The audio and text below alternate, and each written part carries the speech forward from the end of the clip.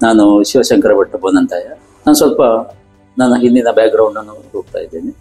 ನಾನು 1951 ಡಿಸೆಂಬರ್ 25ಕ್ಕೆ ಹುಟ್ಟಿದವು. ಬಾಲ್ಯ ಕೂಡು ಕುಟುಂಬದಲ್ಲಿ ಕಳೆಯಿತು. ನನ್ನ ಬಾಲ್ಯ ಪೂರ SLC ವರೆಗೆ ಎಲ್ಲ ಒಟ್ಟಿಗೆ ಕಳೆದೆವು. ಆಮೇಲೆ ನಾನು PUCಯನ್ನು ಕೂಡ ಪುತ್ತೂರಲ್ಲಿ ಮಾಡಿದ್ದೆ. ನಂತರ ಡಿಗ್ರಿಯನ್ನು ಅಣ್ಣ ಕಾರವಾರದಲ್ಲಿದ್ದ, ಅವನ ಜೊತೆಗೆ ಡಿಗ್ರಿಯನ್ನು ಕಾರವಾರದಲ್ಲಿ ಮಾಡಿದೆ. ಅದರ ನಂತರ ನಾನು LLBಯನ್ನು ಈವ್ನಿಂಗ್ ಕ್ಲಾಸಿಗೆ ಹೋಗಿ 1977ರಲ್ಲಿ ಕಂಪ್ಲೀಟ್ ಮಾಡಿದೆ. ಆ ಬಾಲ್ಯದಲ್ಲಿ ನಾನು ಸುಮಾರು ಒಂದು 5 ಅಥವಾ 6ನೇ ಕ್ಲಾಸಲ್ಲಿ ಇರುವಾಗ ಒಂದು ಕನಸು ಕಾಣುವ ಅಭ್ಯಾಸ ಜೋರಿತ್ತು. ನಾನು ಊರಲ್ಲಿ ಇರಬೇಕು, ಊರಲ್ಲಿ ಏನೋ ಮಾಡಬೇಕು. ಆ ಕನಸು ಅಲ್ಲಿಗೆ ಬಾಕಿ ಆಯಿತು. ಮುಂದೆ ಹೋದೆ, ಡಿಗ್ರಿ ಮಾಡಿದೆ.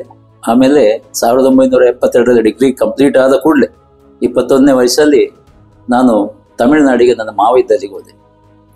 ಅಲ್ಲಿ ಒಂದು ಆಯಿಲ್ ಮಿಲ್ಲು ಹಾಗೆ ಒಂದು ಸಣ್ಣ ರೈಸ್ ಮಿಲ್ಲು ಒಟ್ಟಿಗೆ ಸ್ಟಾರ್ಟ್ ಮಾಡಲಿಕ್ಕೆ ಮಾವ ಮತ್ತು ನನ್ನ ದೊಡ್ಡ ಅಣ್ಣ ಇಬ್ಬರು ಸಪೋರ್ಟ್. ಮಾವ ಅಂದರೆ ಸೋದರ ಮಾವ, ಅವರಲ್ಲಿ ಡಾಕ್ಟರ್ ಆಗಿದ್ರು.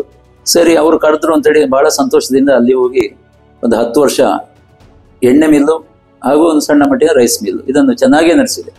ಭಾಳ ಚೆನ್ನಾಗಿ ನಡೆಯಿತು. ನಾನು ದಿನಕ್ಕೆ 18 ಗಂಟೆ ಅಥವಾ 20 ಗಂಟೆ ಕೂಡ ನಾನೇ ದುಡಿತಾ ಇದ್ದ. ಒಬ್ಬ ಅಸಿಸ್ಟೆಂಟ್ ನನಗೆ ಬೇವಿನ ಎಣ್ಣೆ ತಯಾರು ಮಾಡೋ ಒಂದು ಹುಚ್ಚು ಇತ್ತಾಗ. ಆ ಹುಚ್ಚು ಇವತ್ತು ಅದು ಹಾಗೆ ಮಾಡ್ಕೊಂಡು ಹೋಗಿದ್ರೆ ಅದು ಎಲ್ಲಿಗೂ ಹೋಗ್ತಿತ್ತು. ಆದರೆ ಅದು ಕೈ ಸುಟ್ಟುಕೊಂಡದ್ರಿಂದ ಅಲ್ಲಿಗೆ ಬಿಟ್ಟು ಆಮೇಲೆ ಗ್ರೌಂಡ್ನಟ್ ಆಯಿಲ್ ಬಿಸ್ನೆಸ್ ಸ್ಟಾರ್ಟ್ ಮಾಡಿದೆ. ಒಳ್ಳೆ ರೀತಿಯಲ್ಲಿ ಫ್ಲೋರಿಶ್ ಆಯಿತು. ಒಟ್ಟಿಗೆ ಬಂದವ್ರದ್ದು ಎಣ್ಣೆ ಮಾಡಿಕೊಡೋದು ಹೀಗೆಲ್ಲ ಮಾಡಿಕೊಂಡು ಆ ಸುತ್ತಮುತ್ತ ಒಂದೊಂದು 50 ಕಿಲೋಮೀಟರ್ ವಟಾರದಲ್ಲಿ ನನ್ನ ಗ್ರಾಹಕರು ರೆಡಿ ಆದರು. ಕಾನ್ಫಿಡೆನ್ಸ್ ಬಂತು ನನಗೆ. ಹಾಗಿರುವಾಗ ಅಚಾನಕ್ಕಾಗಿ 1981ರಲ್ಲಿ ನನ್ನ ಮಾವ ಹಾರ್ಟ್ ಅಟ್ಯಾಕ್ ಆಗಿ ತೀರಿ ಹೋದರು. ಆ ಸಂದರ್ಭದಲ್ಲಿ ಅಣ್ಣ ಬೆಂಗಳೂರಲ್ಲಿ ಬಂದ. ಅವ ಇಂಜಿನಿಯರ್ಸ್ ಇಂಡಿಯಾವನ್ನು ಬಿಟ್ಟು ಬೆಂಗಳೂರಲ್ಲಿ ಸ್ವಂತ ಒಂದು ಫ್ಯಾಬ್ರಿಕೇಶನ್ ಯೂನಿಟ್ ಅನ್ನು ಸ್ಟಾರ್ಟ್ ಮಾಡಿದ. ಅದಕ್ಕೆ ನನ್ನ ಅಗತ್ಯವೂ ಇತ್ತವರಿಗೆ. ಹಾಗೆ ನನ್ನನ್ನು ಬೆಂಗಳೂರಿಗೆ ಕರೆದ. ನಾನು ಮಾವ ಇಲ್ಲ, ಹಾಗಾಗಿ ಅಲ್ಲಿ ನೋಡಿಕೊಳ್ಳಿಕ್ಕೆ ಇನ್ನೊಂದು ಸಣ್ಣ ಮಾವ ಅಲ್ಲಿ ಬಂದರು. ಭಾಳ ಕಷ್ಟದಿಂದ ಶಿಫ್ಟ್ ಆದ. ಯಾಕಂದರೆ ನನ್ನ ಕಸ್ಟಮರ್ಸು, ನನ್ನ ಫ್ರೆಂಡ್ಸು ಅಲ್ಲಿ ಎಲ್ಲ ಸೆಟ್ ಆಗಿದ್ರು. ಅಲ್ಲಿ ಹೋಗಿ ಅಣ್ಣನ ಜೊತೆ ಫ್ಯಾಬ್ರಿಕೇಷನು ಅಂದರೆ specialised steel fabrication, pipeline works, ಇಂಥವೆಲ್ಲ ಇಂಗ್ಲೀಷ್ ಎಲೆಕ್ಟ್ರಿಕ್ ಕಂಪನಿ ಇಂಥವರಿಗೆ ಮಾಡುವಂಥದ್ದು. ಅದ್ರ ಜೊತೆಗೆ ನಾವು ಒಂದು high tension line, power line construction ಒಂದು ಸಣ್ಣ ಕಂಪನಿಯನ್ನು ಮಾಡಿಕೊಂಡೆವು. ಅದರಲ್ಲಿ ನಾನು 87ರವರೆಗೆ ಕೆಲಸ ಮಾಡಿದೆ. ಆಮೇಲೆ ನಂದು 81 ಜೂನ್ 15ಕ್ಕೆ ಗಾಯತ್ರಿಯೊಟ್ಟಿಗೆ ಮದುವೆ ಆಯಿತು. ಗಾಯತ್ರಿ ಅಂದರೆ ನನ್ನ ಸೋದರ ಮಗಳೇ. ಮದುವೆ ಆದೆ. ಸುಖ ಸಂಸಾರ, ಏನು ತೊಂದರೆ ಇರಲಿಲ್ಲ, ಭಾಳ ಅನ್ಯೋನ್ಯದಲ್ಲಿದ್ದೆವು. 2 ಜನ ಮಕ್ಕಳಾದರು. ಮಕ್ಕಳ ಎಜುಕೇಷನ್ ನಾನು ಈ ಊರಿಂದವರಿಗೆ ತಿರುಗೋದು, ಬೀದರ್, ರಾಯಚೂರು ಅಥವಾ ಇಲ್ಲಿಗೆ ಅಂಬಿಕಾನಗರ ಅಂದರೆ ದಾಂಡೇಲಿ ಹತ್ರ, ಮೈಸೂರು, ಈ ಕಡೆ ಎಲ್ಲ ತಿರುಗ್ತಾ ನನ್ನ ಮಕ್ಕಳಿಗೂ ನನಗೂ ಮನೆಗೂ ಸಂಸಾರಕ್ಕೂ ಸ್ವಲ್ಪ ಸಂಪರ್ಕದ ಕೊರತೆ ಉಂಟಾಯಿತು. ಆ ಸಂದರ್ಭದಲ್ಲಿ ವಾಪಸ್ಸು ಬೆಂಗಳೂರಿಗೆ ಬಂದು ಬೆಂಗಳೂರಲ್ಲಿ ಸೆಟ್ಲ್ ಆಗೋದು ಅಂತೇಳಿ 86ರಲ್ಲಿ ಬೆಂಗಳೂರಿಗೆ ಬಂದೆ. 5-6 ವರ್ಷ ಅಲ್ಲಿ ಕೆಲಸ ಮಾಡಿ ಇಡೀ ಕರ್ನಾಟಕ ಪೂರ ತಿರುಗಿದ್ದೆ, ಸುತ್ತಿದ್ದೆ. ಸ್ವಲ್ಪ ಅಲ್ಲಿಯೂ ಅನುಭವ ಆಯಿತು. ಅಫಿಷಿಯಲ್ಸ್ನ ಅನುಭವ ಕೂಡ ತುಂಬ ಚೆನ್ನಾಗಾಯಿತು. ಎಲ್ಲ ಒಳ್ಳೆಯ ರೀತಿಯಲ್ಲೇ ನಡೀತಾ ಇತ್ತು. ನನ್ನನ್ನು ಯಾರೂ ಬೀಳ್ಕೊಳ್ಳಿಕ್ಕೆ ತಯಾರಿರಲಿಲ್ಲ. ಈವನ್ KEB ಚೇರ್ಮನ್ ಅಥವಾ ಚೀಫ್ ಇಂಜಿನಿಯರ್ ಕೂಡ ನೀವು ಬಿಟ್ಟು ಹೋಗಬೇಡಿ, ನಮಗೆ ನಿಮ್ಮಂಥವ್ರು ಬೇಕು ಅಂತೇಳಿ ಕರೆದಿದ್ರು. ಆದರೆ ನನ್ನ ಕುಟುಂಬದ ಸಾಮರಸ್ಯ ಅಥವಾ ಮಕ್ಕಳ ಎಜುಕೇಷನು ಅಥವಾ ಇಂಥ ಇದಕ್ಕೆ ನನ್ನ ಮನಸ್ಸು ಕರೀತಾ ಇತ್ತು. ಹಾಗಾಗಿ ನಾನು ಅದನ್ನು ಬಿಟ್ಟು 6 ತಿಂಗಳು ಬೆಂಗಳೂರಲ್ಲಿ ಸ್ವಲ್ಪ ಯೋಚನೆ ಮಾಡ್ತಾ ಈ ತಯಾರಿಯನ್ನು ಮಾಡ್ತಾ ಇದ್ದೆ. ನನ್ನ ಪುತ್ತೂರಿನ ಇದನ್ನು ಸ್ಟಡಿ ಮಾಡಿದೆ. ಇಲ್ಲಿ ಮಾಡಿದರೆ ಆಗ್ಬೋದು, ಇಲ್ಲಿ ಪೊಟೆನ್ಷಿಯಲ್ ಇದೆ. ಹಾಗೆ ಕೊಬ್ಬರಿ ಎಣ್ಣೆ ಅಥವಾ ತೆಂಗಿನೆಣ್ಣೆ ಮಾಡುವ ಅಂತೇಳಿ ಪ್ಲ್ಯಾನ್ ಮಾಡಿದೆ. 1-2 ಸಲ ಪುತ್ತೂರಿಗೆ ಬಂದು ಹೋದೆ, ಇಲ್ಲಿ ಎಲ್ಲ ತಿಳ್ಕೊಂಡೆ ಫ್ರೆಂಡ್ಸ್ ಹತ್ರ. ಆಮೇಲೆ ಪರ್ಮನೆಂಟ್ ಆಗಿ ಪುತ್ತೂರಿಗೆ ಶಿಫ್ಟ್ ಆದೆ ಏಪ್ರಿಲಲ್ಲಿ. ಯಾವಾಗ 1987 ಏಪ್ರಿಲಲ್ಲಿ. ಆಮೇಲೆ ಬೇರೆ ಆಲೋಚನೆ ಮಾಡಲಿಲ್ಲ. 88ರಲ್ಲಿ 6 ತಿಂಗಳಲ್ಲಿ ಮಿಲನ್ ಸ್ಟಾರ್ಟ್ ಮಾಡಿದೆ. 6 ತಿಂಗಳಲ್ಲಿ ಸ್ಟಾರ್ಟ್ ಮಾಡೋದಿದ್ರೆ, ನಮ್ಮ ಗೆಸ್ಟೇಷನ್ ಪೀರಿಯಡಲ್ಲಿ ಸ್ಟಾರ್ಟ್ ಮಾಡಿದ್ರೆ ಯೂನಿಟ್ಗಳು ಸಿಕ್ಕಾಗ್ತವೆ. ಆ ಸಿಕ್ಕಾಗಬಾರ್ದು ಅಂತೇಳಿ ಒಂದು ಛಲ ಇದೆಯಲ್ಲ, ಅದರಿಂದಾಗಿ ಸ್ಟಾರ್ಟ್ ಮಾಡಿ 6 ತಿಂಗಳಲ್ಲಿ ನನ್ನ ಮಿಲ್ಲು ಸ್ವಲ್ಪ ಹಿಂದೇಟು ಹಾಕಿತ್ತು. ಯಾಕೆಂದರೆ ಅದೊಂದು ಮೂಲೆಯಲ್ಲಿ ಆಗಿತ್ತು, ಪಾಂಗಳ ಈ ಜಾಗದಲ್ಲಿ. ಅಲ್ಲಿಗೆ ರೋಡ್ ಎಕ್ಸೆಸ್ ಅಷ್ಟೇನು ಚೆನ್ನಾಗಿರಲಿಲ್ಲ. ಆಮೇಲೆ ನಮ್ಮ ಸ್ನೇಹಿತರು ಹಾಗೂ ಹಿತೈಷಿಗಳಾದ KK ಮಾಲಿಂಗ್ ಭಟ್ರು, ಅವರ ಒಂದು ಬಿಲ್ಡಿಂಗ್ ಇತ್ತು, ಅದರಲ್ಲಿ ಕರೆದು ನೀನು ಇಲ್ಲಿ ಒಂದು ಔಟ್ಲೆಟ್ ಮಾಡು, ಇಲ್ಲಿ ಮಾಡಿದ ಜನರು ಸಿಗ್ತಾರೆ ಅಂತೇಳಿ ಹೇಳಿದರು. ಅಲ್ಲಿಗೆ ಬಂದು ನಾನು 1989ರಲ್ಲಿ ಅದೇ ಸರಿ 1 ವರ್ಷದಲ್ಲಿ ಇಲ್ಲಿಗೂ ಮಾಡಿ ವ್ಯಾಪಾರವನ್ನು ವಿಸ್ತರಣೆ ಮಾಡಿದೆ. ವ್ಯಾಪಾರ ಹಾಗೂ ಗ್ರಾಹಕರಿಗೆ ಎಣ್ಣೆ ಮಾಡಿಕೊಡುವಂಥದ್ದು. ನನ್ನ ಇದೇನು ಅಂತ ಹೇಳಿದ್ರೆ ಕ್ವಾಲಿಟಿ ಕೊಡಬೇಕು, ಒಟ್ಟಿಗೆ ಜನರಿಗೂ ಈ ಕೃಷಿಗೂ ಅಥವಾ ವ್ಯಾಪಾರಿಗೂ ಒಳ್ಳೆಯ ರೀತಿಯ ಸಂಬಂಧ ಇರಬೇಕು ಅಂತ ಹೇಳುವ ನನ್ನ ಕಲ್ಪನೆ. ನನ್ನ ಸಣ್ಣದಿರುವ ಕನಸು ಕೂಡ ಅದೇ ಇತ್ತು. ಕೃಷಿಕರಿಗೆ ನನ್ನಿಂದ ಏನಾದ್ರು ಪ್ರಯೋಜನ ಆಗಬೇಕು. ನಾನು ಕೃಷಿಕರೊಟ್ಟಿಗೆ ಬಹಳ ಅನ್ಯೋನ್ಯವಾಗಿ ಇದ್ದುಕೊಂಡು ಮುಂದುವರೆದೆ. ಈಗ ಮುಂದುವರಿತಾ 1 ಗಾಣ ಹಾಕಿದವ 4-5 ಗಾಣಕ್ವರೆಗೆ ಮುಂದೆ ತಗೊಂಡೋದೆ.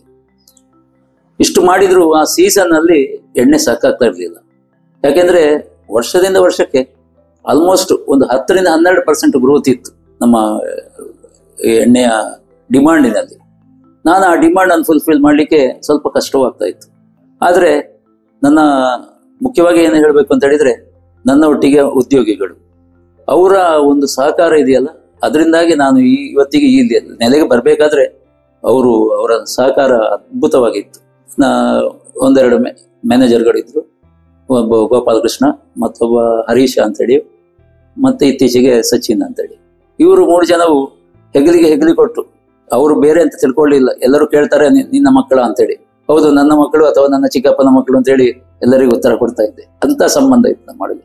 ಹಾಗೆಯೇ ನಮ್ಮ ವರ್ಕರ್ಸಿಗೆ ಕೂಡ ನಾನು ಯಾವತ್ತೂ ಒಂದು ನಿಂದನೆ ಅಥವಾ ಜೋರು ಮಾಡಿ ಇಂಥದ್ದು ಮಾಡಲೇಬೇಕು ಅಂತ ಹಠ ಹಿಡಿದವಲ್ಲ. ಅವರು ನನ್ನ ಕೆಲಸವನ್ನು ವರ್ಕಿನ ಲೋಡನ್ನು ನೋಡಿ ಅವರು ಇಷ್ಟಕ್ಕೆ ಅವ್ರು ಮಾಡಿಕೊಡ್ತಾ ಇದ್ರು.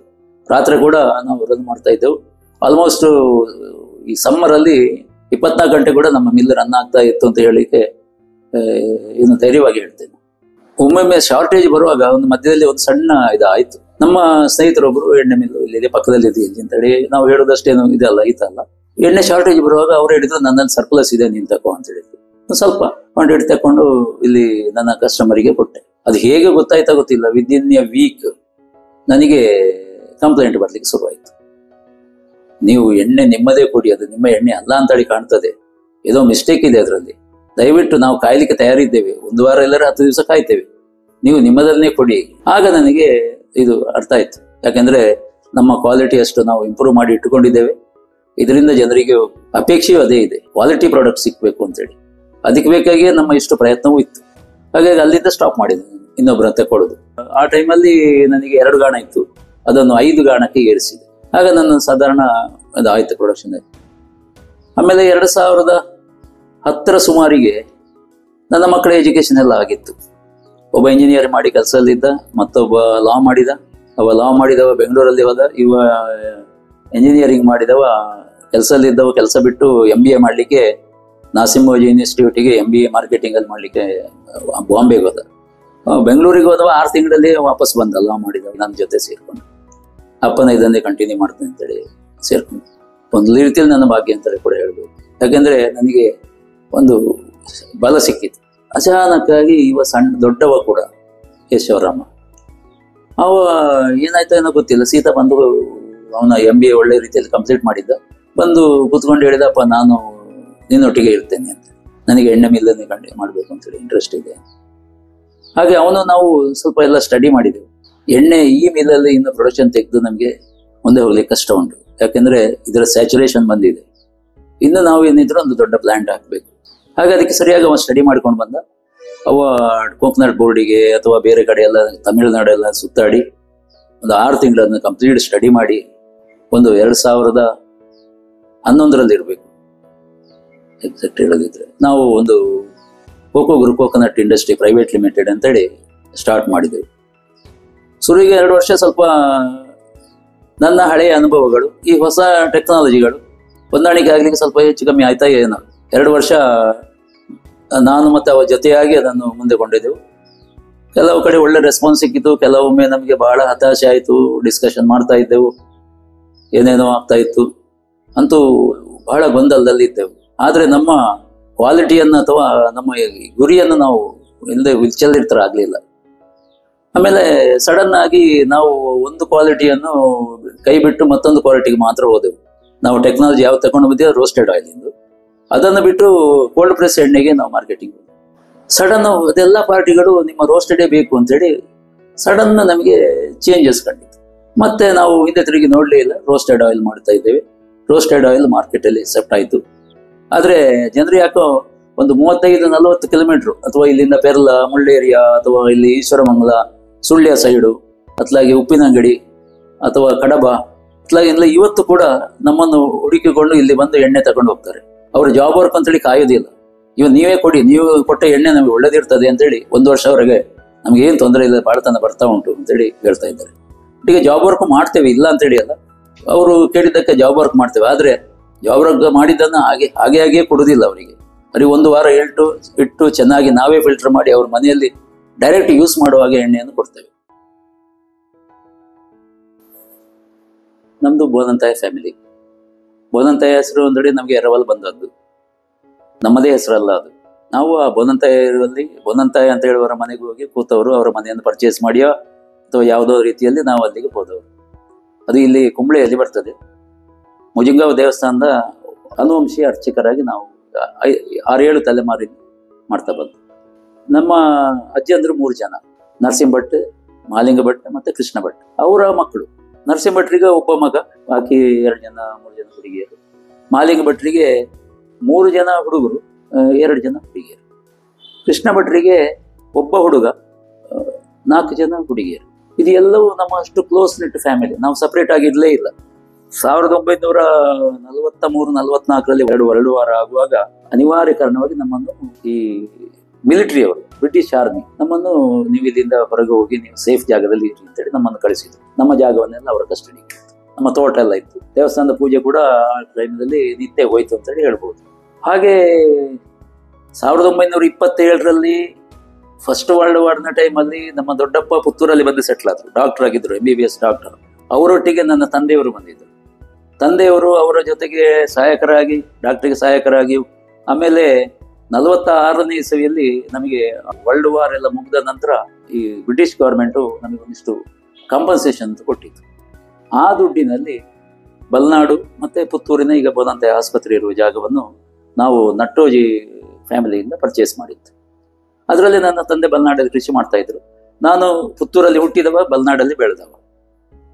ನಮ್ಮ ಇದು ಜಾಯಿಂಟ್ ಫ್ಯಾಮಿಲಿ ಎಲ್ಲಿವರೆಗೂ ಬಂತು ಅಂದರೆ 1972 ನಮ್ಮ ದೊಡ್ಡಪ್ಪ ಬೋನಂತಾಯ ಕೃಷ್ಣ ಭಟ್ರು ತೀರಿಯವರೆಗೂ ನಾವು ಜಾಯಿಂಟ್ ಫ್ಯಾಮಿಲಿ ಆಗಿ ಇದ್ದವರು. ಆಗ ನಾವು ಒಬ್ಬರು ನಮ್ಮ ಚಿಕ್ಕಪ್ಪ ಮೈಸೂರಲ್ಲಿ ಸೆಟ್ಲ್ ಆದರು, ಮತ್ತೆ ಒಬ್ಬರು ಅಲ್ಲಿಯೇ ಕುಂಬ್ಳೆಯಲ್ಲೇ ಉಳಿದ್ರು. ಮತ್ತೆ ಇಲ್ಲಿ ನನ್ನ ತಂದೆ, ನನ್ನ ಚಿಕ್ಕಪ್ಪ ಒಬ್ರು, ಮತ್ತೆ ಅದೇ ಕೃಷ್ಣ ಭಟ್ರು, ಇಷ್ಟು ಜನ 3 ಇಲ್ಲಿ ಪುತ್ತೂರಲ್ಲಿ ಉಳಿದ್ರು. ಅದು ಈಗ ನಮ್ಮ ಬೋನಂತಾಯ ಫ್ಯಾಮಿಲಿ ಹೆಚ್ಚಿನವರೆಲ್ಲ ಅಮೆರಿಕಕ್ಕೆ ಮೈಗ್ರೇಟ್ ಆಗಿದ್ದಾರೆ. ಇಲ್ಲಿ ಕೆಲವೇ ಜನ ಇದ್ದೇವೆ ಅಷ್ಟೇ. ಈಗ ಪುತ್ತೂರಿಗೆ ಪ್ರಾಮಿನೆಂಟ್ ಆಗಿ ನಾನು ಮತ್ತೆ ನನ್ನ ತಮ್ಮ, ನಮ್ಮ ಚಿಕ್ಕಪ್ಪ ಇದ್ದಾರೆ, ಇನ್ನೂ ಇದ್ದಾರೆ, 96-97 ವರ್ಷದವರು, ವೆಂಕಟಕೃಷ್ಣ ಅಂತೇಳಿ. ಉಳಿದವರು ಯಾರೂ ಇಲ್ಲಿ ಇಲ್ಲ. ನನಗೆ 2 ಜನ ಗಂಡು ಮಕ್ಕಳು, ಮೊಮ್ಮಕ್ಕಳು. ದೊಡ್ಡವನಿಗೆ 1 ಹೆಣ್ಣು 1 ಗಂಡು, ಸಣ್ಣವನಿಗೆ 3 ಜನ ಹೆಣ್ಣು. ಹಾಗೆ ನಮ್ಮಲ್ಲಿ ಈ ನನ್ನ ಫ್ಯಾಮಿಲಿ ಅಂತ ಹೇಳಿದ್ರೆ ನನ್ನ ಮಕ್ಕಳು, ಮೊಮ್ಮಕ್ಕಳು, ನಾವು ಒಟ್ಟು 11 ಜನ ಆಗ್ತದೆ ಆ ಲೆಕ್ಕ ಹಿಡಿದ್ರೆ. ಈಗ ನಮ್ಮ ಕುಟುಂಬ ನಡೀತಾ ಇದೆ. ನನ್ನ ತಂದೆಗೆ 6 ಜನ ಮಕ್ಕಳು. 6 ಜನರಲ್ಲಿ ನಾನು 3ನೇವರು. ದೊಡ್ಡಣ್ಣ ಇಂಜಿನಿಯರು, 2ನೇವರು ಬಯೋಸೈನ್ಸ್ ಲೆಕ್ಚರರು, 3ನೇವ ನಾನು BSc ಅಲ್ಲಿ ಮಾಡಿದವು. ನಾನು ಸ್ವಂತ ಉದ್ಯೋಗವನ್ನೇ ಬಯಸಿದೆ. ನನ್ನ ತಮ್ಮ ಬ್ಯಾಂಕಲ್ಲಿ ಇದ್ದ, BCom ಮಾಡಿದವ. ಅದನ್ನು ಬಿಟ್ಟು ಸ್ವಂತ ಉದ್ಯೋಗ ಬೆಂಗಳೂರಲ್ಲಿ ಏನೋ ಮಾಡ್ತಾ ಇದ್ದಾನೆ. ಇನ್ನೊಬ್ಬ ಡಾಕ್ಟರ್ ಆಗಿದ್ದ, ಅವರು ಕಳೆದ ವರ್ಷ ಕೊರೋನಾ ಟೈಮಲ್ಲಿ ಲಂಗ್ಸ್ ಫೇಲ್ ಆಗಿ ತೀರಿದ್ದಾನೆ. ಸಣ್ಣವ ಕೃಷಿಯಲ್ಲಿ ಉತ್ತಮ ಇದರಲ್ಲಿ ಮಾಡ್ತಾ ಇದ್ದಾನೆ. ನಮ್ಮ ಯಾವುದು ಆನ್ಸಿಸ್ಟ್ರಲ್ ಆಗಿ ಬಂದ ಪ್ರಾಪರ್ಟಿ ಬಲ್ನಾಡಲ್ಲಿ ಒಂದು 10 ಎಕರೆಯಲ್ಲಿ ಅವನೇ ಕೃಷಿ ಮಾಡ್ತಾ ಇದ್ದಾನೆ. ಇದರಲ್ಲಿ ಒಂದು ಸಣ್ಣ ವಿಷಯ ಹೇಳಲಿಕ್ಕೆ ಇಷ್ಟಪಡೋದು ಏನು ಅಂತ ಹೇಳಿದರೆ, ನಾವು 6 ಜನ ಈಗ 10 ಎಕರೆ ಜಾಗವನ್ನು ಡಿವೈಡ್ ಮಾಡ್ಕೊಂಡಿದ್ರೆ ಎಷ್ಟು ಬರ್ತಿತ್ತು? 1-2 ಎಕರೆ ಕೂಡ ಬರ್ತಾ ಇರಲಿಲ್ಲ. ಏನು ಮಾಡಿದೆವು ಅಂತ ಹೇಳಿದರೆ, ಸುಮಾರು 1996-97ರಲ್ಲಿ ನನ್ನ ಅಣ್ಣನ ಮಗಳಿಗೆ ಮದುವೆ ಆಗುವಾಗ ನಾವು ಒಂದು ನಿಶ್ಚಯ ಮಾಡಿದೆವು, ಇನ್ನು ನಮ್ಮ ಫ್ಯಾಮಿಲಿ ದೊಡ್ಡದಾಗ್ತಾ ಉಂಟು, ಇವತ್ತೇ ನಾವು ಡಿಸೈಡ್ ಮಾಡುವ ಅಂತೇಳಿ ಆ ಫ್ಯಾಮಿಲಿ ಪ್ರಾಪರ್ಟಿಯನ್ನು ಪೂರ ತಮ್ಮನ ಹೆಸರಿಗೆ ಸ್ವಂತ ಇಚ್ಛೆಯಿಂದ 6 ಜನವು ಸೇರಿಕೊಂಡು, 5 ಜನ ನಾವು, ಅವ ಒಬ್ಬ ಸೇರಿಕೊಂಡು ಅವನಿಗೆ ಅಂತೇಳಿ ವ್ಯವಸ್ಥಾಪತ್ರ ಮಾಡಿಕೊಟ್ಟಿದ್ದೇವೆ. ಇವತ್ತು ಅವ ಸುಮಾರು ಅವಾರ್ಡನ್ನು ತಗೊಳ್ತಾ ಇದ್ದಾನೆ. ತಾಲೂಕು ಮಟ್ಟದ್ದು ಅಥವಾ ರಾಜ್ಯ ಮಟ್ಟದ್ದು ಅಥವಾ ಇನ್ನೊಂದು ಅವಾರ್ಡ್ ತಗೊಂಡು ಸ್ವಂತ ಇದು ಮಾಡಿ ಕರೆಂಟ್ ತಯಾರು ಮಾಡ್ತಾನೆ, ನೀರಿನ ಹೊಂಡಗಳು, ಅದ್ಭುತ ಕೃಷಿ ಮಾಡ್ತಾ ಇದ್ದಾನೆ. ನಾವು ಅವನಿಗೆ ಸಪೋರ್ಟ್ ಆಗಿ ನಿಂತಿದ್ದೆವು, ಅವ ನಮಗೆ ಸಪೋರ್ಟ್ ಆಗಿದ್ದಾನೆ ಇವತ್ತು. ಹಾಗೆ ನಮ್ಮ ಫ್ಯಾಮಿಲಿಯ ಒಂದು ನಾನು ಹೆಮ್ಮೆಯಿಂದ ಹೇಳಿಕೊಳ್ತೇನೆ, ನಮ್ಮ ಫ್ಯಾಮಿಲಿ ಒಂದು ಮಾಡೆಲ್ ಫ್ಯಾಮಿಲಿ. ನಾನು LLB ಮಾಡಿದ್ದು. ಕಾಲದಲ್ಲಿ ಇನ್ಕಮ್ ಬರೋದು ಬಹಳ ಕಷ್ಟ. 10 ವರ್ಷ ಆಗದೆ ಒಬ್ಬ ಲಾಯರ್ ಆಗುದಿಲ್ಲ ಅಂತ ಹೇಳೋದು ಇವತ್ತು ಕೂಡ ಅದು ಪ್ರೂವನ್ ಸತ್ಯ. ಹಾಗಾಗಿ ನನಗೆ ಅವಾಗ ಉದ್ಯೋಗದ ಅಗತ್ಯ ಇತ್ತು. ಏನ್ ಮಾಡೋದು ಅಂತ ಹೇಳಿದ್ರೆ ಮಾವ ಕರ್ಕೊಂಡು ಹೋದ್ರು. ಅಲ್ಲಿ ಅವರಿಗೆ ಎಣ್ಣೆ ಮಿಲ್ ಹಾಕ್ಲಿಕ್ಕೆ ಮತ್ತೊಂದು ರೈಸ್ ಮಿಲ್ ಹಾಕ್ಲಿಕ್ಕೆ ನನಗೆ ಸಪೋರ್ಟ್ ಮಾಡಿದ್ರು. ಅಂದ್ರೆ ಅವರಿಂದ ಏನ್ ದುಡ್ಡು ತಗೊಳ್ಳಿ, ನನ್ನ ಅಣ್ಣ ಒಂದು 5,000 ರೂಪಾಯಿ ಕೊಟ್ಟ ನನಗೆ. ಅವಾಗ 5,000ದಲ್ಲಿ ನಾನು ಇದನ್ನು ಬಂಡವಾಳ ಇಟ್ಟುಕೊಂಡು ಸ್ವಲ್ಪ ಸಣ್ಣ ಮಟ್ಟಿಗೆ ಬ್ಯಾಂಕ್ ಲೋನ್ ಮಾಡಿಕೊಂಡು ಒಂದು ಗಾಣ ಮತ್ತೊಂದು ಹಲ್ಲರ್ ಭತ್ತದಿಂದ ಅಕ್ಕಿ ಮಾಡ್ಲಿಕ್ಕೆ, ಆಮೇಲೆ ಒಂದು ಸಣ್ಣ ಬಾಯ್ಲರ್, ಇಷ್ಟನ್ನು ನಾನು ಸೆಟ್ ಮಾಡಿಕೊಂಡೆ. ಮಾವ ಕೊಟ್ಟ ಜಾಗದಲ್ಲಿ ಸೆಟ್ ಮಾಡಿಕೊಂಡೆ. ಅದು ಹಂತ ಹಂತವಾಗಿ ಅದನ್ನು ಇಂಪ್ರೂವ್ ಮಾಡಿಕೊಂಡು ಬಂದು ಗಾಣ ಒಂದೇ ಇತ್ತು, ರೈಸ್ ಮಿಲ್ ಚೆನ್ನಾಗಿ ನಡೀತಾ ಇತ್ತು, ಜನರ ಇದಿತ್ತು, ನಾವು ಕಂಟಿನ್ಯೂಸ್ ರನ್ ಮಾಡ್ತಾ ಇದ್ದೆ. ನಾನು ಅಲ್ಲಿಂದ 81ರಲ್ಲಿ ಬಿಟ್ಟು ಬರುವಾಗ ಸ್ವಲ್ಪ ಒಂದು 10-25 ಸಾವಿರ ರೂಪಾಯಿ ನನ್ನ ಹತ್ರ ದುಡ್ಡಿತ್ತು. ಆ ದುಡ್ಡನ್ನು ನಾನು ಮತ್ತೆ ಹೇಗೋ ಖರ್ಚು ಮಾಡಿ ಅದನ್ನು ಮಾಡಿ ಮುಂದೆ ಹೋಗ್ತಾ ಇದ್ದೆ. ಈ 6-7 ವರ್ಷ ಅಣ್ಣನೊಟ್ಟಿಗೆ ಸೇರಿ ಫ್ಯಾಬ್ರಿಕೇಶನ್ ಮತ್ತೆ ಪವರ್ ಲೈನ್ ಕೆಲಸ ಮಾಡ್ತಾ ಇದ್ದೆ. ನನಗೆ ಮಕ್ಕಳ ಎಜುಕೇಶನ್ ಅಥವಾ ಈ ಬೆಂಗಳೂರಿನ ಹವೆ ನನಗೂ ನನ್ನ ಮಕ್ಕಳಿಗೂ ಹಿಡಿಯುವುದಿಲ್ಲ ಅಂತೇಳಿ ನಮಗೆ ಗೊತ್ತಾಗ್ಲಿ ಶುರುವಾಯ್ತು. ಹಾಗೆ ಇದು ರೈಟ್ ಟೈಮ್, 34-35 ವರ್ಷ ಪ್ರಾಯ. ಇನ್ನೂ ಟೈಮ್ ಲೇಟ್ ಮಾಡಿದ್ರೆ ನನ್ನ ವಿಷನ್ ಯಾವುದನ್ನು ಮಾಡ್ಲಿಕ್ಕೆ ಆಗುದಿಲ್ಲ. ಹಾಗಾಗಿ ಈಗ ಇಳಿಯುತ್ತೆ ಅಂತೇಳಿ ನಿಶ್ಚಯ ಮಾಡಿ ಪುತ್ತೂರಿಗೆ ಬಂದದ್ದು.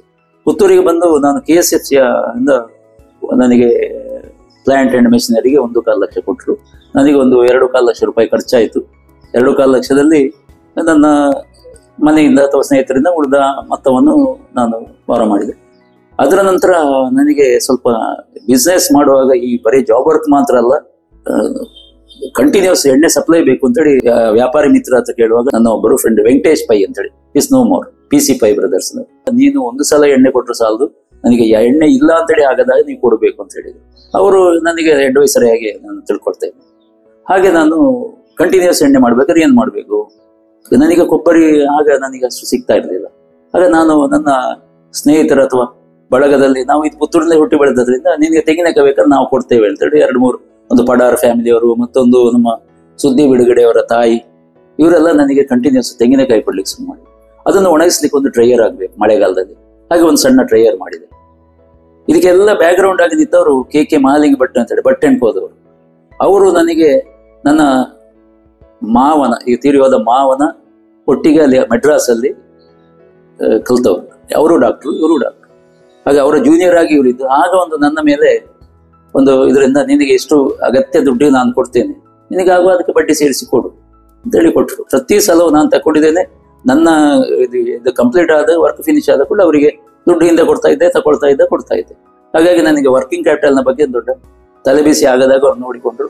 ಇವತ್ತು ಕೂಡ ಅವರು ಇಲ್ಲ, ಅವರನ್ನು ನೆನೆಸ್ತಾ ಇರ್ತೇನೆ ನಾನು. 1981 ಫೆಬ್ರವರಿಯಲ್ಲಿ ನನ್ನ ಮೆಂಟರ್ ಅಥವಾ ಸೋದರ ಮಾವ ಡಾಕ್ಟರ್ ಕೇಶವ ಭಟ್ರು ಅಚಾನಕ್ ಹಾರ್ಟ್ ಫೇಲ್ ಆಗಿ ತೀರಿ ಹೋದ್ರು. ಅದು ನಮಗೊಂದು ಶಾಕಿಂಗ್ ಇದಾಗಿತ್ತು. ಆಮೇಲೆ ಆ ಕುಟುಂಬದ ವ್ಯವಸ್ಥೆಗೆ, ಅವರು ತಮಿಳುನಾಡಲ್ಲಿ ಇದ್ದದ್ದು, ಅವರು ಡಾಕ್ಟರ್ ಆಗಿದ್ರು. ಸ್ವಲ್ಪ ಕೃಷಿ ಭೂಮಿ, ನಾನು ನಡೆಸುವಂತ ಮಿಲ್ ಮಾತ್ರ ಅವರಿಗೆ ಒಂದು ಸೋರ್ಸ್ ಆಗಿತ್ತು. 4 ಜನ ಹುಡುಗಿಯರು, 2 ಹುಡುಗರು. ನಾವೇನ್ ಮಾಡಿದ್ದೇವೆ ಅಂತ ಹೇಳಿದ್ರೆ, ನನ್ನ ಅಣ್ಣನು ನಾವೆಲ್ಲ ಸೇರಿಕೊಂಡು ಒಂದು ತೀರ್ಮಾನ ಮಾಡಿದ್ದೇವೆ ಅಂದ್ರೆ, ನಾನು ಅಲ್ಲಿಂದ ಅದನ್ನು ಆ ಜಾಗವನ್ನು, ಆ ಮಿಲ್ಲನ್ನು ಅವರಿಗೆ ಒಪ್ಪಿಸಿ, ನಾನು ಬೆಂಗಳೂರಲ್ಲಿ ಅಣ್ಣನ ಫ್ಯಾಬ್ರಿಕೇಶನ್ ಯೂನಿಟ್ ಅಥವಾ ಬೇರೆ ಕನ್ಸ್ಟ್ರಕ್ಷನ್ ಲೈನ್ ಇದರಲ್ಲಿ ಮಾಡುವ ಅಂತ ಹೇಳಿ ಒಂದು ಯೋಚನೆ ಮಾಡಿದ್ದೆ. ನಾನು ಅಲ್ಲಿಂದ ಮಾವನ ಕ್ರಿಯೆಗಳೆಲ್ಲ ಮುಗಿದ ನಂತರ ಅವರ ಮನೆಯವರನ್ನೆಲ್ಲ ಕರೆದು ಮಾತಾಡಿ ಅವರಿಗೆ ಒಪ್ಪಿಸಿ, ನಾನು ಅಲ್ಲಿಗೆ ವಾರ ಬಂದು ಏನೆಲ್ಲ ಆಗ್ಬೇಕು ಅದನ್ನು ಮಾಡಿಕೊಡ್ತೇನೆ. ಬೆಂಗಳೂರಲ್ಲಿ ಇರ್ತೇನೆ, 100 ಕಿಲೋಮೀಟರ್ ಅಲ್ಲಿ ಫುಲ್ ರನ್ನಿಂಗ್ ಅಲ್ಲಿ ಇದ್ದ ಮಿಲ್ಲು. ಅನುಕೂಲ ಇದ್ರೂ ಕೂಡ ಕಷ್ಟದ ಪರಿಸ್ಥಿತಿ. ಆದ್ರೆ ಆ ಟೈಮಲ್ಲಿ ನನ್ನ ಮಾವನ ತಮ್ಮ, ನನಗೆ ಸಣ್ಣ ಸೋದರ, ಅವರು ಅದನ್ನೆಲ್ಲ ಜವಾಬ್ದಾರಿ ತಗೊಂಡು ಮಾಡಿ. ಆ ಸಂದರ್ಭದಲ್ಲಿ ಒಂದು ಬಂತಂದ್ರೆ, ಇವಳು ಡಿಗ್ರಿ ಆದ ಕೂಡಲೇ ನೀನು ಮದುವೆ ಆಗ್ಬೇಕು ಅಂತೇಳಿ ಆಯ್ತು. ಅದ ಜವಾಬ್ದಾರಿಯನ್ನು ತಗೊಂಡು ಆಗ್ತದೆ. ಅವಳು ಯಾವ್ದು 7-8ನೇ ಕ್ಲಾಸಲ್ಲಿ ಇರುವಾಗ ನಾನು 9 ವರ್ಷ ನೋಡಿದವ. ಅವಳ ಮನಸ್ಥಿತಿಯು ನನ್ನ ಮನಸ್ಥಿತಿ ಒಂದೇ ನಮ್ಮನೆ ಇತ್ತು. ಆಗೋದಿದ್ರೆ ಏನೂ ಅಡ್ಡಿ ಇರಲಿಲ್ಲ. ಸಂತೋಷದಲ್ಲಿ ನಾವು ಒಪ್ಪಿಕೊಂಡೆವು. ಬರೇ 4 ತಿಂಗಳಲ್ಲಿ ಜೂನ್ 15ಕ್ಕೆ ನಮ್ಮ ಮದುವೆ ಆಯ್ತು. ಮದುವೆಗೆ ಎಷ್ಟು ಜನ ಅಂತ ಹೇಳಿದ್ರೆ, ನನ್ನ ಸಣ್ಣ ಮಾವ ಇನ್ನೊಬ್ರು ಕಾಸರಗೋಡಿದ್ದಾರೆ, ಅವರ ಮನೆಯಲ್ಲಿ ಮದುವೆ ಆಯ್ತು. ಮದುವೆಗೆ ಒಂದು 25-30 ಜನ, ಮನೆಯೊಳಗೆ ಮದುವೆ, ಒಳ್ಳೆ ಮಳೆ. ನನ್ನ ತಂದೆ ಇದಕ್ಕೆಲ್ಲ ನೇತೃತ್ವ ವಹಿಸಿದ್ರು, ಮರೀಲಿಕ್ಕೆ ಸಾಧ್ಯವೇ ಇಲ್ಲ. ಅಷ್ಟೂ ಇದನ್ನು ಮದುವೆ ಆಗ್ಬೇಕು ಅಂತೇಳಿ ತಂದೆ ಮತ್ತೆ ನನ್ನ ದೊಡ್ಡಣ್ಣ ಹೇಳಿದ್ದು, ಈ ಮದುವೆ ಆಗ್ಲೇಬೇಕು ಅಂತೇಳಿ, ಬೇರೆ ಯೋಚನೆ ಮಾಡಬೇಡ ಅಂತ. ನಾನು ಒಪ್ಪಿಕೊಂಡೆ. ಅದೇ ಹೇಳಿದ್ನಲ್ಲ, ನನಗೆ ಸಂತೋಷವೇ ಇತ್ತು, ಏನು ಅದರಲ್ಲಿ ಏನು ರಿಗ್ರೆಟ್ಸ್ ಇರಲಿಲ್ಲ. ಮನೆಯಲ್ಲಿ ಒಂದು ನಮ್ಮ ನೆರೆಕರೆ ಗ್ರಾಮದವರು ಒಂದು 75 ಜನ ಮರುದಿನ ಗೃಹ ಪ್ರವೇಶಕ್ಕೆ ಒಂದು ಸೋಗೆ ಮಾಡಿ ಗೃಹ ಪ್ರವೇಶ ಆಯ್ತು. ಅಂದ್ರೆ ಅಷ್ಟು ಸಿಂಪಲ್ ಮದುವೆ. ನಮ್ಮ ಮದುವೆ ಖರ್ಚು ಒಟ್ಟಾರೆ ಒಂದು 5-6 ಸಾವಿರ ರೂಪಾಯಿ, ನಂಬ್ತಿರೋ ಬಿಡ್ತಿರೋ ಗೊತ್ತಿಲ್ಲ. ಒಂದು ಕರಿಮಣಿ ಒಂದು ಮಾಡಿಸಿದ್ದು ಬಿಟ್ಟರೆ ಬೇರೆ ಎಂಥದ್ದು ಖರ್ಚಿಲ್ಲ. ಮತ್ತೆ ಈ ಮದುವೆ ಖರ್ಚು ಎಲ್ಲ ಸೇರಿ ಆಗೋದು ಒಂದು 6-7 ಸಾವಿರ ರೂಪಾಯಿ ಆಗಿದೆ.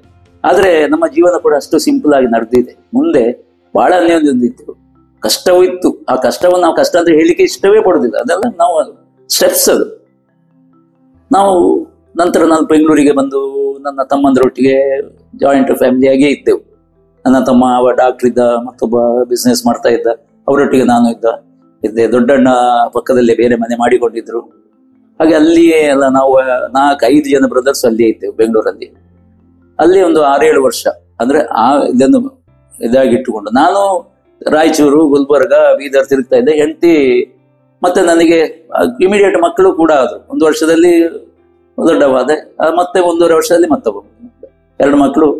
ನನ್ನ ಆಬ್ಸೆನ್ಸ್ ಅಲ್ಲಿ ಮಕ್ಕಳು ಇದಾಗಿದ್ದಾರೆ. ಡೆಲಿವರಿ ಕೂಡ ನಾನೇನು ನೋಡಿಕೊಳ್ಳಿಲ್ಲ, ಇದನ್ನ ಬ್ರದರ್ಸೇ ಎಲ್ಲ ಅದನ್ನೆಲ್ಲ ವ್ಯವಸ್ಥೆ ಮಾಡಿ ಚಂದಕ್ಕೆ ಡೆಲಿವರಿ ಆಗಿದೆ, ಎಲ್ಲವೂ ಇದಾಗಿದೆ. ಅಂದ್ರೆ ಆ ಕಾಲದಲ್ಲಿ ಅದು ಕಷ್ಟ ಅಂತ ಹೇಳಿ ಕಾಣಲಿಲ್ಲ. ಈಗ ನಿಮ್ಗೆ ಕಷ್ಟ ಅಂತ ಕಾಣ್ಬೋದು ಆ ಪರಿಸ್ಥಿತಿ, ಆದ್ರೆ ಕಷ್ಟ ಆಗ್ಲಿಲ್ಲ. ನಾವು ಅದೊಂದು ಚಾಲೆಂಜ್ ಆಗೇ ತಗೊಂಡಿದ್ದೇವೆ. ಜೀವನವು ಚೆನ್ನಾಗಿ ನಡೆಸಿದೆ, ಒಳ್ಳೆ ಅಂಡರ್ಸ್ಟ್ಯಾಂಡಿಂಗ್ ಇತ್ತು. ಹಾಗೆ ನಾನು ಬರುವಾಗ ಕೇಳಿದೆ, ನಾವು ಪುತ್ತೂರಿಗೆ ಹೋಗುದಾ ಅಂತೇಳಿ ಕೇಳಿದೆ. ಈಗ ಒಂದು ಯೋಚನೆ ಉಂಟು, ಏನು ಹೇಳಿದ್ರೆ ನಾನು ಬರ್ತೇನೆ ಅಂತೇಳಿ. ನನ್ನ ಡಿಸಿಷನ್ ಮೇಲೆ ಅವಳಿಗೆ ವಿಶ್ವಾಸ.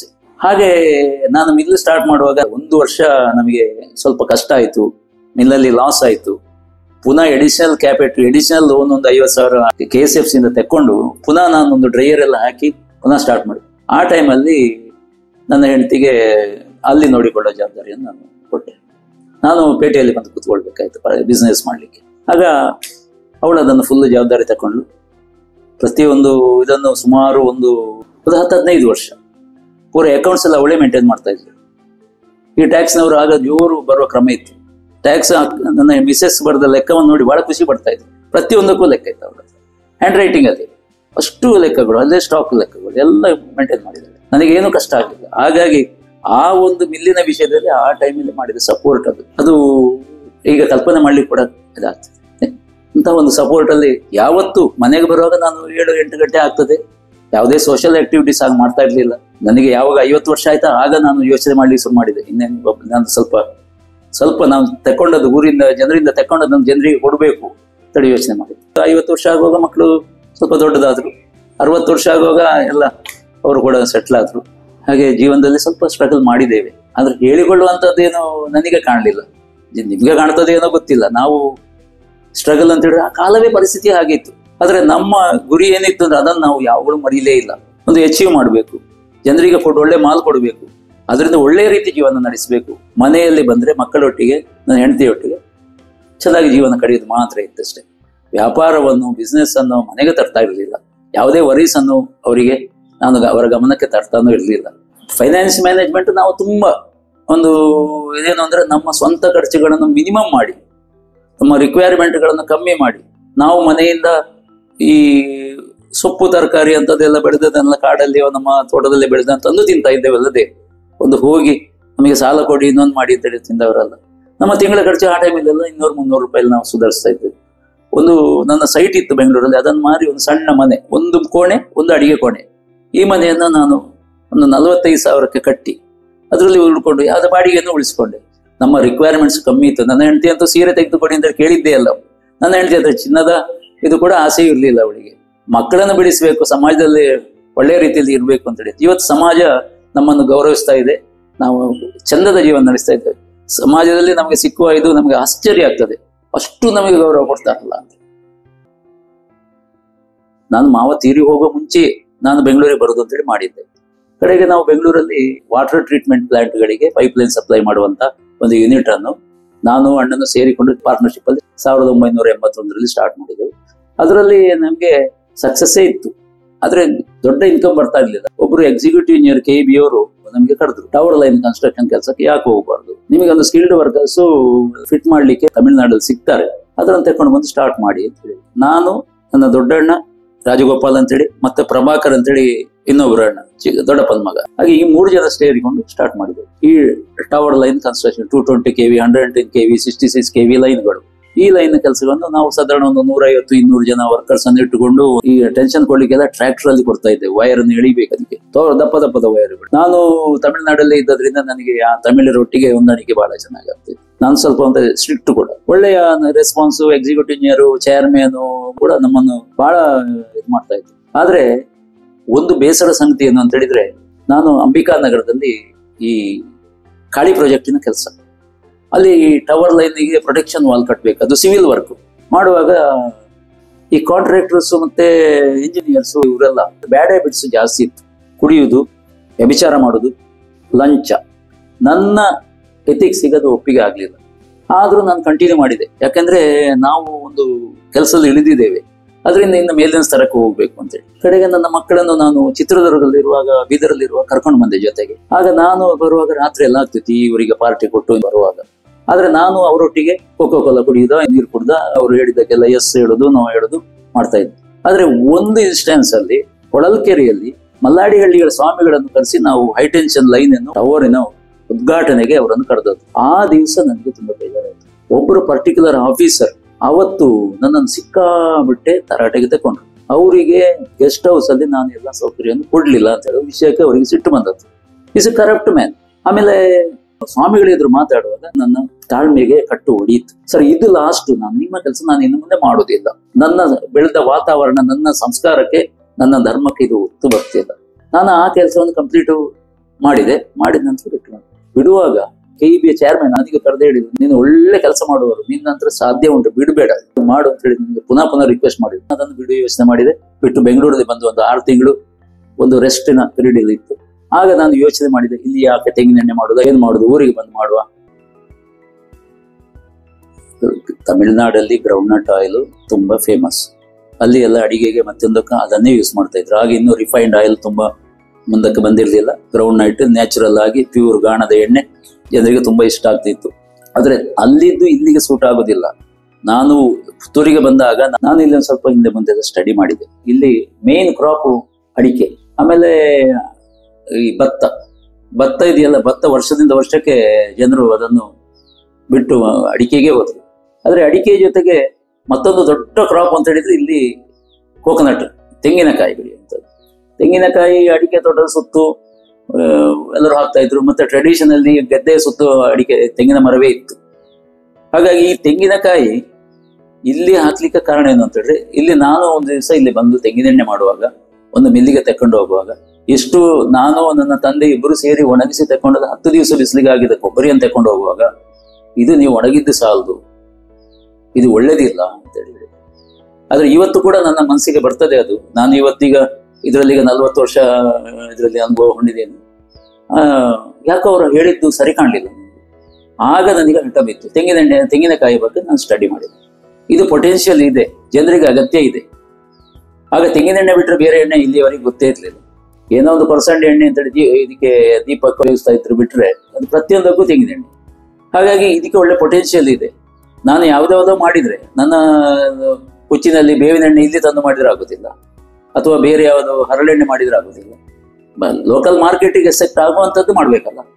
ನನಗೂ ಒಂದು ಚಾಲೆಂಜ್ ಆಗಿ ಬಂದಂತ. ಹಾಗೆ ನಮ್ಮಲ್ಲಿ ಒಂದು ಜನರಿಗೆ, ಕೃಷಿಕರಿಗೆ ಅನುಕೂಲ ಆಗುವಂಥದ್ದು, ಇಂಡಸ್ಟ್ರಿಯವರಿಗೂ ಕೃಷಿಕರಿಗೂ ಸಂಬಂಧ ಕಲ್ಪಿಸುವಂತ ಒಂದು ಯೂನಿಟ್ ಆಗಬೇಕು ನಮ್ಮದು ಅಂತ ಹೇಳುವ ಕಲ್ಪನೆಯಲ್ಲಿ ಕೃಷಿಕರೊಂದಿಗೆ ಸಂವಾದ ಮಾಡಿಕೊಂಡೇ ಅವ್ರಿಗೆ ಏನ್ ಬೇಕು ಅದನ್ನು ನಾನು ಕೊಡುವ ಪ್ರಯತ್ನವನ್ನು ಮಾಡಬೇಕು ಅಂತೇಳಿ ಹಾಗೆ ಒಂದು ಯೋಚನೆ ಮಾಡಿ ಪುತ್ತೂರಲ್ಲಿ ತೆಂಗಿನೆಣ್ಣೆ ಮಿಲ್ಲನ್ನು ಸ್ಟಾರ್ಟ್ ಮಾಡಿದೆ.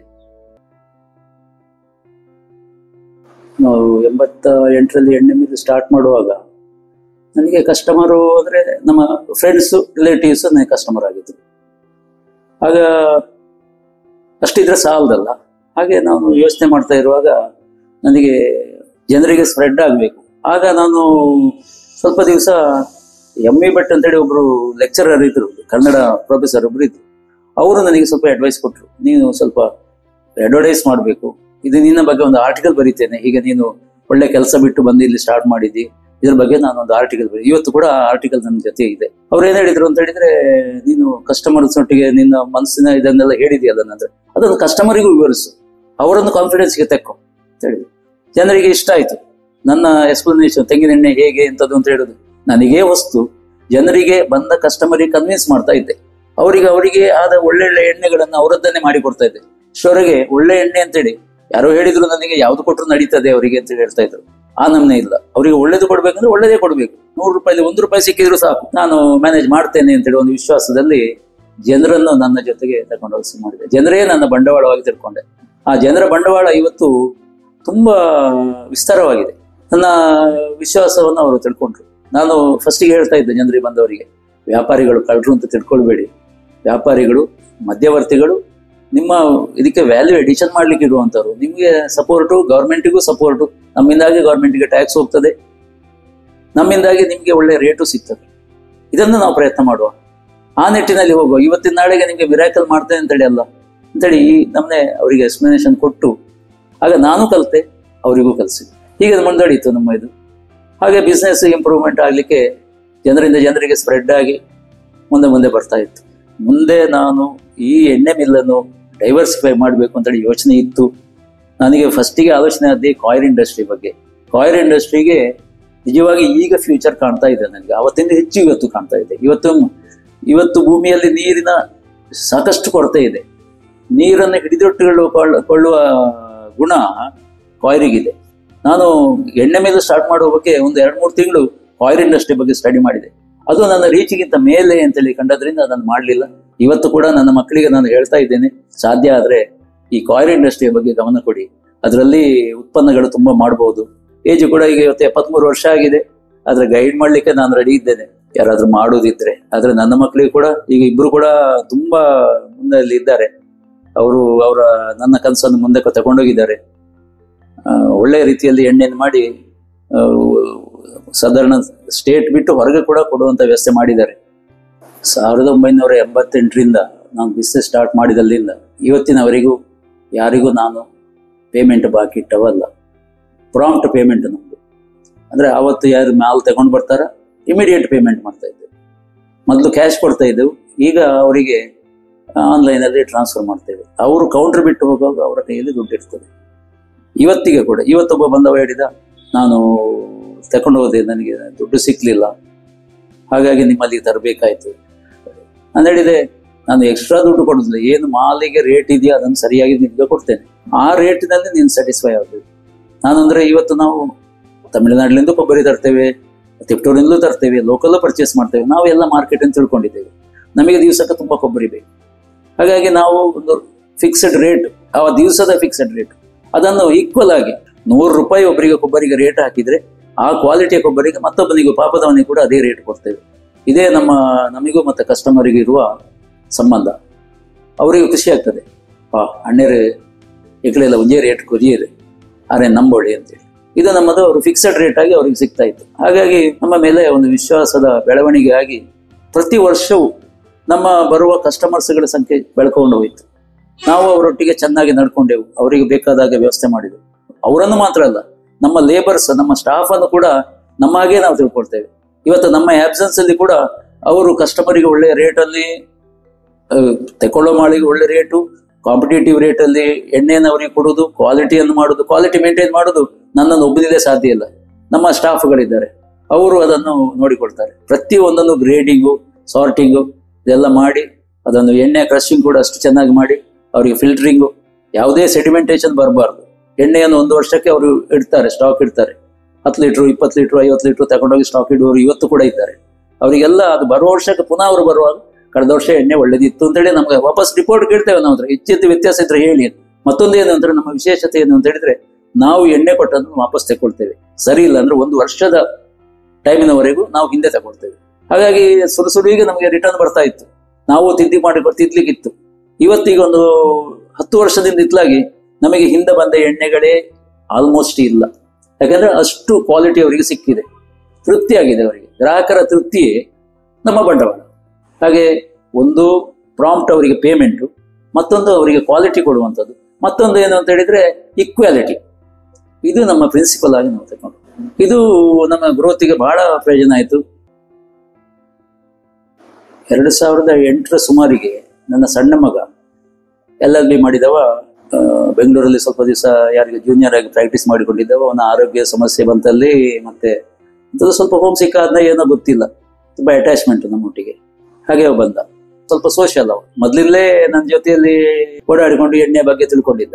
ಅವನಿಗೆ ನಮ್ಮೊಟ್ಟಿಗೆ ಅಬ್ಸರ್ವ್ ಮಾಡ್ಲಿಕ್ಕೆ ಏನು ಕಷ್ಟ ಆಗ್ಲಿಲ್ಲ ನನಗೆ. ಡಿಸಿಷನ್ ಮೇಕಿಂಗು ಅವನಿಗೆ ರೈಟ್ ಕೊಟ್ಟಿದ್ದೆ, ನಾನೇನು ದೊಡ್ಡದ ಬೆಳೆದ ಮಕ್ಕಳನ್ನು ಈಕ್ವಲ್ ಆಗಿ ಟ್ರೀಟ್ ಮಾಡ್ತಾ ಇದ್ದೆ. ಲಾ ಮಾಡಿದ್ರಿಂದ ರೆಸ್ಪಾಂಡೆಂಟ್ ಆಗಿ ಅವರು ತಕೊಂಡ್ರು ವಿವೇಕಾನಂದ ಲಾ ಕಾಲೇಜಿಗೆ, ಅವನ ಕ್ವಾಲಿಟಿಯನ್ನು ನೋಡಿ. ಜೊತೆಗೆ ಈ ಕೆಲಸ, ಎರಡು ಕೆಲಸಗಳಲ್ಲಿ ನನಗೆ ಹೆಗಲು ಕೊಟ್ಟು ಮುಂದೆ ಕರ್ಕೊಂಡು ಹೋಗ್ತಾ ಇದ್ದ. ನಮ್ಮ ಅಷ್ಟು ನನಗೆ ಕೆಲಸದ ಒತ್ತಡ ಕೂಡ ಇತ್ತು, ಅವನ ಸ್ವಲ್ಪ ಅದನ್ನು ಕಮ್ಮಿ ಮಾಡಿದೆ. ಇವತ್ತು ಕೂಡ ಹೆಚ್ಚಿನ ನಮ್ಮ ಹೋಲ್ಸೇಲ್ ಮಾರ್ಕೆಟ್ ಸೇಲ್ಸ್ ಇದನ್ನೆಲ್ಲ ಶ್ರೀರಾಮ ಇಂಡಸ್ಟ್ರೀಸ್ ಯಾವ್ದಿದೆಯಾ ಅದನ್ನು ಪೂರ ಅವ ನೋಡ್ಕೊಳ್ತಾನೆ. 2010ರಲ್ಲಿ ದೊಡ್ಡ ಮಗ ಬಂದು ನಾವು ಹೊಸ ಫ್ಯಾಕ್ಟ್ರಿ ಮಾಡಿ ಕಂಪ್ಲೀಟ್ ಇಂಟಗ್ರೇಟೆಡ್ ಯೂನಿಟ್, ಅದು ಆಟೋಮೆಟಿಕ್ ಆಗಿ ಮೆಷಿನರಿಗಳನ್ನ ಹಾಕಿ ದಿವಸಕ್ಕೆ 5,000 to 10,000 ಲೀಟರ್ ಎಣ್ಣೆ ತೆಗೆಯುವಂತ ಯೂನಿಟ್ ಸ್ಟಾರ್ಟ್ ಮಾಡುವಾಗ ನಾವು 3 ಜನವು ಸೇರಿಕೊಂಡು, ಸಣ್ಣ ಮಗನಿಗೂ ಸ್ವಲ್ಪ ಎಕ್ಸ್ಪೀರಿಯನ್ಸ್ ಆಗಿತ್ತು ಮಿಲ್ ಎಸ್ಟಾಬ್ಲಿಷ್ ಮಾಡ್ಲಿಕ್ಕೂ ಮತ್ತೆ ಅದರ ಪ್ರೊಡಕ್ಷನ್ ತೆಗಿಲಿಕ್ಕೂ ಕೂಡ ಅವನಿಗೆ ಸ್ವಲ್ಪ ಟ್ರೈನಿಂಗ್ ಇದ್ದದ್ರಿಂದ ಅವನು ಸೇರಿಕೊಂಡ. ನಾನು ಪರ್ಚೇಸ್ ಪಾಯಿಂಟ್ ಅಲ್ಲಿ ಸಪೋರ್ಟ್ ಮಾಡಿದೆ. ಮತ್ತೆ ಅವನು ಕೂಡ ದೊಡ್ಡವ, ಕಾನ್ಸಂಟ್ರೇಷನ್ ಜಾಸ್ತಿ ಅವನಿಗೆ ನಮಗಿಂತ ಎಲ್ಲರಿಗಿಂತಲೂ. ಕೂಡಲೇ ಅವ ತಿಳ್ಕೊಳ್ತಾ ಇದ್ದ. 2 ವರ್ಷ ನಾನು 3 ಜನವು ಸೇರಿ ಆ ಮಿಲ್ ಅನ್ನು ರನ್ ಮಾಡಿದೆವು. ಮತ್ತೆ ಗ್ರಾಜುವಲಿ ಪೂರ ಚಾರ್ಜ್ ಅನ್ನು ಅವನಿಗೆ ವಹಿಸಿ ನಾವಿಬ್ರು ಹಿಂದೆ ಬಂದೆವು. ಈಗ ಅವನೇ ಅದನ್ನು ನೋಡಿಕೊಳ್ತಾ ಇದ್ದಾನೆ. ಏನಾದ್ರೂ ಮೇಜರ್ ವಿಷಯಗಳಿದ್ರೆ, ಇಶ್ಯೂ ಇದ್ರೆ ನಮಗೆ ತಿಳಿಸ್ತಾನೆ, ನಾವು ಡಿಸ್ಕಸ್ ಮಾಡಿಕೊಳ್ತೇವೆ.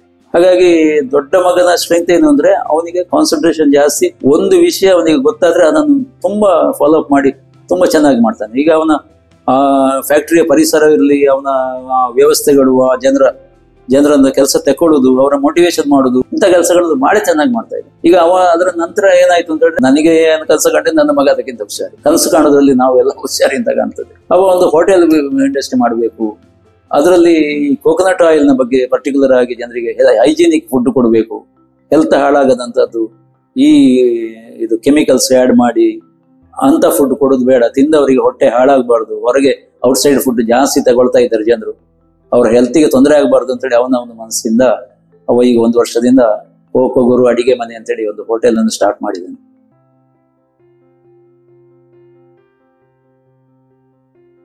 2000 ಇಸವಿ ಸುಮಾರಿಗೆ ನನಗೆ ಅಂದ್ರೆ ನನ್ನ ಕೆಲಸಗಳನ್ನು ನೋಡಿ ಯಾಕೋ ಏನೋ ಗೊತ್ತಿಲ್ಲ, ಕೆಲವರು ನನ್ನನ್ನು ಹವ್ಯಕ ಸಭಾಕ್ಕೆ ಕರೆದು, ಎಸ್ಪೆಷಲಿ ಕಜೆ ಈಶ್ವರ ಭಟ್ರು, ನೀವು ಸ್ವಲ್ಪ ಇನ್ನು ಈ ಆಕ್ಟಿವಿಟಿಗಳನ್ನು ಸ್ವಲ್ಪ ಸಪೋರ್ಟ್ ಮಾಡಬೇಕು ಅಂತ ಹೇಳಿ ನಾವು ಒಂದು ಜಾಗ ಖರೀದಿ ಮಾಡ್ಲಿಕ್ಕಿದ್ದೆವು. ಅದರಲ್ಲಿ ಒಂದು ಹಾಸ್ಟೆಲ್, ಒಂದು ಭಜನಾ ಮಂದಿರ ಎಲ್ಲ ನಿರ್ಮಾಣ ಮಾಡಬೇಕು ಅಂತ ಹೇಳಿ. ನನಗೆ ಗೊತ್ತಿಲ್ಲದೆ ನಾನು ಅದರಲ್ಲಿ ಇನ್ವಾಲ್ವ್ ಆಗಿಬಿಟ್ಟೆ. ಅವತ್ತಿಂದ ಇವತ್ತಿನವರೆಗೂ ಅದನ್ನು ಬಿಡ್ಲಿಲ್ಲ. ನನ್ನ ಫ್ರೀ ಟೈಮ್ ಅನ್ನು, ಹೆಚ್ಚಿನ ಟೈಮ್ ಅನ್ನು ಅದು ತಗೊಳ್ತಾ ಇದ್ದೆ. ಅಲ್ಲಿ ಒಂದೊಂದೇ ದೇವಸ್ಥಾನ ಕಟ್ಟಿದ್ದು, ಗಣಪತಿ ದೇವಸ್ಥಾನ ಆಯ್ತು, ಹಾಸ್ಟೆಲ್ ಆಯ್ತು, ಸಭಾಭವನ ಆಯ್ತು. ಈಗಿನ ಹೊಸ ವೆಂಚರ್ ಏನು ಅಂದ್ರೆ, ಈ ನಮ್ಮ ಅಪರ ಕ್ರಿಯೆಗಳು ಅಂದ್ರೆ ದೇಹ ಶುದ್ಧಿ ಮಾಡುವಂತದ್ದು, ಗೊಜ್ಜ, ಶಾರದಗಳು, ಇಂಥ ಮಾಡುವಂತ ಒಂದು ವ್ಯವಸ್ಥೆಗಳು ಮನೆಯಲ್ಲಿ ಕಷ್ಟ ಆದ್ರಿಂದ ಆ ನಮ್ಮ ಸನಾತನ ಸಂಸ್ಕೃತಿ ಮರೆಯದ ಹಾಗೆ ಅದನ್ನು ಮಾಡುವಂತ ಒಂದು ಸುಲಭ ಖರ್ಚಿನಲ್ಲಿ ಆಗುವಂತ ಒಂದು ವಿಧಾನಗಳನ್ನು, ಅಡಿಗೆಯವರನ್ನು, ವೈದಿಕರನ್ನು ಮತ್ತೆ ಅವರನ್ನೆಲ್ಲ ಈ ಸೇರುವಂತ ಒಂದು ಜಾಗೆಯನ್ನು ಕ್ರಿಯೇಟ್ ಮಾಡಬೇಕು ಅಂತ ಹೇಳಿ ಈಗ ಒಂದು 2 ವರ್ಷದ ಇನ್ನು ಮುಂದಿನ ಕಲ್ಪನೆ ಆಗಿದೆ. ಅದು ಒಂದು ನನ್ನ ಸಮಾಜಕ್ಕೆ, ಅಂದ್ರೆ ನಾನು ಹುಟ್ಟಿದ ಹವ್ಯಕ ಸಮಾಜಕ್ಕೆ ನನ್ನ ಸೇವೆ. ಅದರೊಟ್ಟಿಗೆ ಜನರಿಗೂ ಎಲ್ಲರಿಗೂ ಆ ಹವ್ಯಕ ಸಮಾಜದಲ್ಲಿ ಎಲ್ಲ ಬ್ರಾಹ್ಮಣರನ್ನು, ಎಲ್ಲ ನಮ್ಮ ಹಿಂದೂ ವರ್ಗಗಳನ್ನು ಜೊತೆಗೆ ತಗೊಂಡು ನಾವು ಆ ಸಭಾಭವನ ನಿರ್ಮಾಣ ಮಾಡುವಾಗಲಿ, ದೇವಸ್ಥಾನ ನಿರ್ಮಾಣ ಮಾಡುವಾಗಲಿ ಎಲ್ಲರನ್ನೂ ತಗೊಂಡಿದ್ದೇವೆ. ಇಡೀ ಹಿಂದೂ ಸಮಾಜವನ್ನು ಸೇರಿದ್ದೇವೆ. ಉಳಿದ ಸಮಾಜವರು ನಾವು ಬೇಡ ಹೇಳಿದಲ್ಲ, ಕ್ರಿಶ್ಚಿಯನ್ಸ್ ಅಥವಾ ಮುಸ್ಲಿಮ್ಸ್ ಎಲ್ಲ ಅಂತ ಹೇಳಿ ಹೇಳಿದ್ದಲ್ಲ. ಆದ್ರೆ ಅವರಿಗೆ ಅದರ ಮೇಲೆ ನಂಬಿಕೆ ಇಲ್ಲದ್ರಿಂದ ಅವ್ರು ಯಾವುದಕ್ಕೆ ಇದು ಮಾಡಿದಾವೋ ಅದಕ್ಕೆ ನಾವು ಹೊಂದಿಕೊಂಡಿದ್ದೇವೆ. ನನಗೆ ಆ ದೇವಸ್ಥಾನದ ಜಾಗ ಪರ್ಚೇಸ್ ಮಾಡಿಸಿ ಮುಸ್ಲಿಂ ಬಾಂಧವರೇ ನನಗೆ ಕೊಟ್ಟದ್ದು.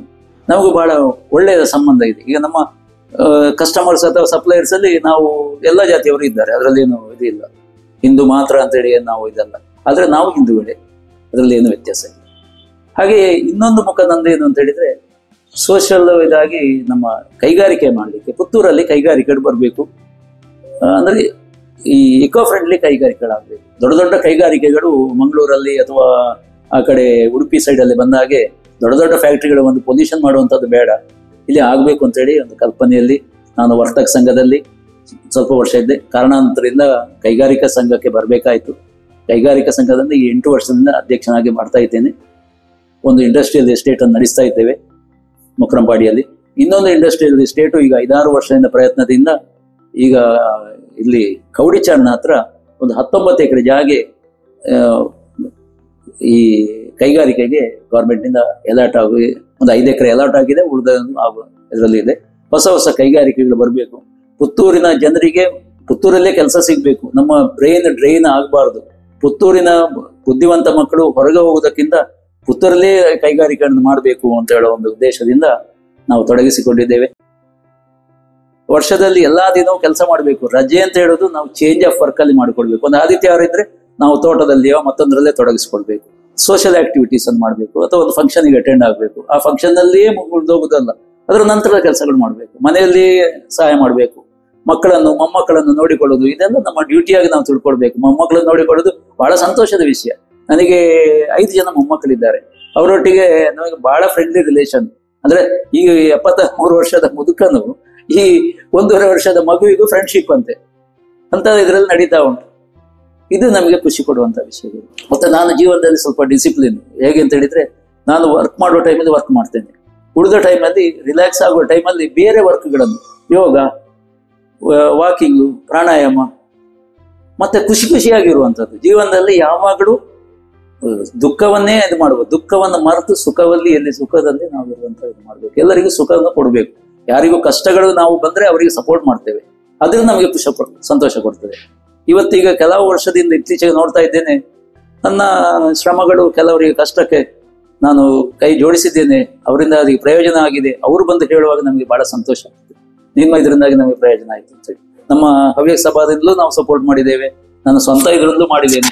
ಎಲ್ಲ ಸಾಮಾಜಿಕ ಕಾರ್ಯಕ್ರಮಗಳಲ್ಲಿ, ದೇವಸ್ಥಾನದ ಕಾರ್ಯಕ್ರಮಗಳು, ಮತ್ತೊಂದು ಕಾರ್ಯಕ್ರಮಗಳು, ಕೈಗಾರಿಕಾ ಪ್ರದರ್ಶನಗಳು, ಅಥವಾ ಬೇರೆ ಬೇರೆ ಯಾವುದು ಈ ಕೊರೋನಾ ಬಂದಿರುವಾಗ, ನಾವು ಚಿಕನ್ ಗುನ್ಯಾ ಬಂದಿರುವಾಗ ನಮ್ಮ ಫ್ಯಾಮಿಲಿ ವತಿಯಿಂದ ನಾವು ಕ್ಯಾಂಪ್ಗಳನ್ನು ಮಾಡಿ ಜನರಿಗೆ ಮದ್ದು ಔಷಧಿಗಳನ್ನ ವಿತರಣೆ ಮಾಡೋದು, ಇಂಥ ಕೆಲಸಗಳನ್ನೆಲ್ಲ ಮಾಡಿಕೊಂಡಿದ್ದಾಗ ನಮ್ಮ ಜೀವನ ನಮಗೆ ಆರೋಗ್ಯವನ್ನು, ಭಾಗ್ಯವನ್ನು ಕೊಡ್ತದೆ. ಯಾಕಂದ್ರೆ ಎಲ್ಲರ ಕಷ್ಟಕ್ಕೆ ನಾವು ಇದಾಗುವಾಗ ನಮ್ಮ ಕಷ್ಟ ಅದರಲ್ಲೇ ಮರ್ತು ಹೋಗ್ತದೆ. ನಮ್ಗೆ ಕಷ್ಟ ಉಂಟು ಅಂತ ಈಗ ಒಬ್ಬ ಕ್ಯಾನ್ಸರ್ ಪೇಷಂಟ್ ನೋಡುವಾಗ ನಾವು ಅದರಿಂದ ಎಷ್ಟೋ ಬೆಟರ್ ಅಂತ ಕಾಣ್ತದೆ.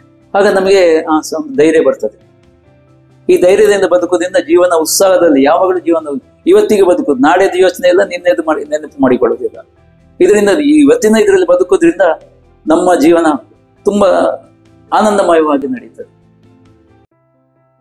ಸಜೆಷನ್ಸ್ ಈಗಿನ ಇವರಿಗೆ ಎಂಟರ್ಪ್ರನರ್ಗಳಿಗೆ ಏನು ಅಂತ ಹೇಳಿದ್ರೆ, ಸಿನ್ಸಿಯರ್ ಆಗಿ ಕೆಲಸ ಮಾಡಿ, ಹಾರ್ಡ್ ವರ್ಕ್ ಮಾಡಿ, ಟೈಮ್ ಲಿಮಿಟ್ ನೋಡಬೇಡಿ. ಕೆಲಸ ಮಾಡುವಾಗ ಆ ಕೆಲಸ ಕಂಪ್ಲೀಟ್ ಆಗೋವರೆಗೂ ಅದ್ರ ಬಗ್ಗೆ ಕಾನ್ಸಂಟ್ರೇಷನ್ ಇರಲಿ. ಯಾವುದಕ್ಕೆ ಮೇಲಲ್ಲ, ಯಾವುದು ಕೀಳಲ್ಲ. ಯಾವುದೇ ಕೆಲಸ ಮಾಡಿ, ಅದರಿಂದ ನಿಮ್ಮ ಫ್ಯಾಮಿಲಿಗೂ ತೊಂದರೆ ಆಗದಾಗೆ ನೋಡ್ಕೊಳ್ಳಿ. ಬಿಸ್ನೆಸ್ಸು ಫಸ್ಟೇ, ಆದರೆ ಆ ಬಿಸ್ನೆಸ್ಸಿಗೆ ಒಂದು ಟೈಮ್ ಇಡಿ, ಫ್ಯಾಮಿಲಿಗೆ ಒಂದು ಟೈಮ್ ಕೊಡಿ. ಮತ್ತೆ ಊರನ್ನು ಮರಿಬೇಡಿ. ನಾನು 17 ವರ್ಷ ಹೊರಗಡೆ ಇದ್ದು ಕೆಲಸ ಮಾಡಿದವ. ಅಲ್ಲಿ ಇದ್ದಿದ್ರೆ ಅದೇ ಬಿಸ್ನೆಸ್ ಅಲ್ಲಿ 2 ಬಿಸ್ನೆಸ್ ಮಾಡಿದವ, ಅದರಲ್ಲಿ ಇವತ್ತು ತುಂಬಾ ಮೇಲ್ಮಟ್ಟಕ್ಕೆ ಹೋಗ್ಬೋದಿತ್ತು. ನಾನು ದುಡ್ಡು ಮಾಡಲಿಲ್ಲ ಕೂಡ ಜನರ ಪ್ರೀತಿಯನ್ನು ಸಂಪಾದನೆ ಮಾಡಿದ್ದೇನೆ. ಹೇಗೆ ಅಂತ ಹೇಳಿದ್ರೆ, ನಾನು ಮರಳಿ ಊರಿಗೆ ಬಂದಿದ್ದೇನೆ, ನನ್ನ ಹುಟ್ಟೂರಿಗೆ ಬಂದಿದ್ದೇನೆ. ಹುಟ್ಟೂರಲ್ಲಿ ನೀವು ಕೂಡ ಕೆಲಸ ಮಾಡಿ. ಹುಟ್ಟೂರಿನ ನಿಮ್ಗೆ ಏನು ನಿಮ್ಮ ನಾಲೆಜ್ ಇದ್ರೂ, ನಿಮ್ಮ ಎಕ್ಸ್ಪೀರಿಯನ್ಸ್ಗಳನ್ನು ಈ ಹುಟ್ಟೂರಿನ ಜನತೆಗೆ ಪ್ರಯೋಜನ ಆಗುವಂತೆ ಮಾಡಿ.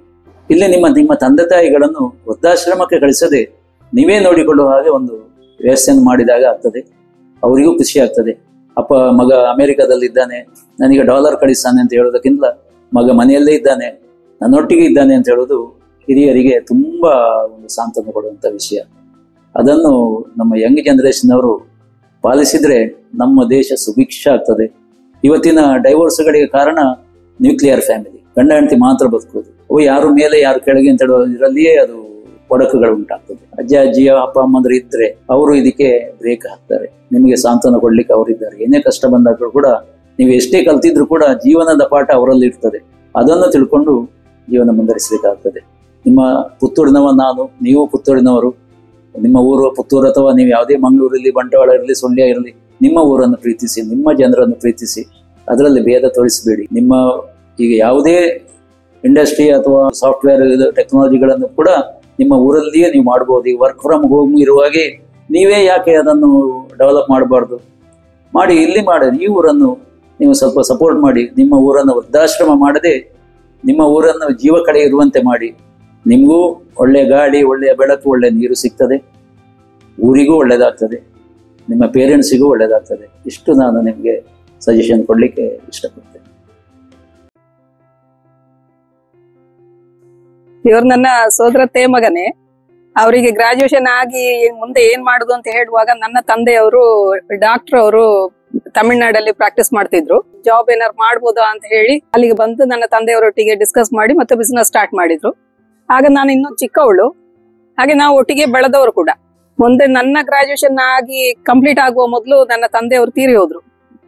ಹಾಗಾಗಿ ಮತ್ತೆ ಫ್ಯಾಮಿಲಿ ಎಲ್ಲ ನಮ್ಗೆ ಮದುವೆ ಮಾಡುವ ಅಂತ ಹೇಳುವ ಒಂದು ಆಲೋಚನೆ ಮಾಡಿದ್ರು. ಹಾಗೆ ನಮ್ಮದು ಮದುವೆ ಆಯ್ತು. ಮದುವೆ ಆದ ಮೇಲೆ ನಾವು ಬ್ಯಾಂಗ್ಳೂರಿಗೆ ಬಂದೆವು. ಬ್ಯಾಂಗ್ಳೂರಲ್ಲಿ ಇವರ ಅಣ್ಣಂದ್ರೊಟ್ಟಿಗೆ ಬಿಸ್ನೆಸ್ ಮಾಡ್ತಿದ್ರು. ಅದರಲ್ಲಿ ಮತ್ತೆ ಫಸ್ಟಿಗೆ ಅಂಬಿಕಾನಗರ, ಆ ನಂತರ ಬೀದರ್, ಇಲ್ಲಿ ಎಲ್ಲ ಪವರ್ ಲೈನ್ ಕನ್ಸ್ಟ್ರಕ್ಷನ್ ಇದು ಕೆಲಸಕ್ಕೆ ಹೋಗ್ಬೇಕಾಗಿತ್ತು. ಆಗ ನಾನು ಬ್ಯಾಂಗ್ಳೂರ್ಲಿಯ ತಾಯಿ ಮನೇಲಿ ಹಾಗೆಲ್ಲ ಇರ್ತಿದ್ದೆ. ತಿಂಗಳಿಗೆ ಒಂದ್ಸತಿ ಹೀಗೇನಾದ್ರು ಬರ್ಲಿಕ್ಕೆ ಆಗ್ತಿತ್ತಷ್ಟೇ. ಮಕ್ಕಳಿಗೆ ಪರಿಚಯವೇ ಇರ್ಲಿಲ್ಲ, ಆ ಪರಿಸ್ಥಿತಿ ಎಲ್ಲ ಇತ್ತು. ಹಗಲು ರಾತ್ರಿ ಅಂತ ಹೇಳಿ ನೋಡದೆ ತುಂಬಾ ಕಷ್ಟಪಟ್ಟು ದುಡಿತಾ ಇದ್ರು. ಆ ಊರು ಈ ಊರು ಅಂತ ಹೇಳಿ ತಿರುಗಿಕೊಂಡು ಮಕ್ಕಳನ್ನ ಲೈಫಿಗೆ ಕಷ್ಟ ಆಗ್ತದೆ ಅಂತ ಹೇಳಿ ನಾವು ಊರಿಗೆ ಬಂದೆವು. ಊರಲ್ಲಿ ಬಂದು ಈ ಎಣ್ಣೆ ಮಿಲ್ಲಿನ ಇದರ ಬಿಸ್ನೆಸ್ ಸ್ಟಾರ್ಟ್ ಮಾಡಿದ್ರು. ಶುರುವಿಗೆ ಏನು ಇರ್ಲಿಲ್ಲ. ಫಸ್ಟಿಗೆ ಒಂದು ಗಾಣದಲ್ಲಿ ಶುರು ಮಾಡಿ ಅವರೇ ಸ್ವಂತ ದುಡಿತಾ ಇದ್ದದ್ದು. ಆಗ ನಾನು ಕೂಡ ನನ್ನಿಂದ ಆದಷ್ಟು ಅವರಿಗೆ ಎನ್ಕರೇಜ್ ಮಾಡ್ತಾ ಇದ್ದೆ. ಮಕ್ಕಳ ವಿಷಯಲ್ಲಾಗ್ಲಿ ಯಾವ್ದ್ರಲ್ಲಿ ಅವರಿಗೆ ತೊಂದರೆ ಆಗದಾಗ ನಾನು ನೋಡಿಕೊಳ್ತಿದ್ದೆ. ಯಾವುದೇ ಲಕ್ಸುರಿ ಎಕ್ಸ್ಪೆಕ್ಟ್ ಮಾಡ್ತಾ ಇರ್ಲಿಲ್ಲ. ನನಗೂ ಗಾರ್ಡನ್ ಅಂದ್ರೆ ತುಂಬಾ ಇಂಟ್ರೆಸ್ಟ್, ಅವರಿಗೂ ತುಂಬಾ ಇಂಟ್ರೆಸ್ಟ್ ಇತ್ತು. ಹಾಗಾಗಿ ನಾವು ಇಬ್ರು ಒಟ್ಟಿಗೆ ಗಿಡದ ಕೆಲಸ ಫ್ರೀ ಇರುವಾಗೆಲ್ಲ ನನ್ಗೆ ಹೆಲ್ಪ್ ಮಾಡ್ತಿದ್ರು. ಒಟ್ಟಿಗೆ ಮಾಡ್ತಿದ್ದೆವು ಎಲ್ಲ ಕೆಲಸ ಕೂಡ. ನೀರು ಹಾಕ್ಲಿಕ್ಕೆ ಸಹ ಹೆಲ್ಪ್ ಮಾಡ್ತಿದ್ರು. ಈಗ ಇಷ್ಟೆಲ್ಲ ಕಷ್ಟದಲ್ಲಿ ಮೇಲೆ ಬಂದು ಈಗ ಮಕ್ಕಳು ಮೊಮ್ಮಕ್ಕಳು ಅಂತ ಹೇಳಿ ನಾವು ನಮ್ಮದೇ ಆದ ಸುಖ ಸಂಸಾರದಲ್ಲಿ ಇದ್ದೇವೆ. ಮಾಡ್ಬೇಕು ಅಂತ ಹೇಳಿ ನೆನೆಸಿದ ಕೆಲಸವನ್ನ ಯಾವಾಗ್ಲೂ ಅರ್ಧದಲ್ಲಿ ಕೈ ಬಿಟ್ಟದು ಅಂತ ಹೇಳಿಲ್ಲ. ಅದನ್ನ ಕಂಪ್ಲೀಟ್ ಆಗುವಲ್ಲಿವರೆಗೆ ಹಗಲು ರಾತ್ರಿ ದುಡಿದು ಅದನ್ನ ಕಂಪ್ಲೀಟ್ ಮಾಡಿಯೇ ಅಭ್ಯಾಸ.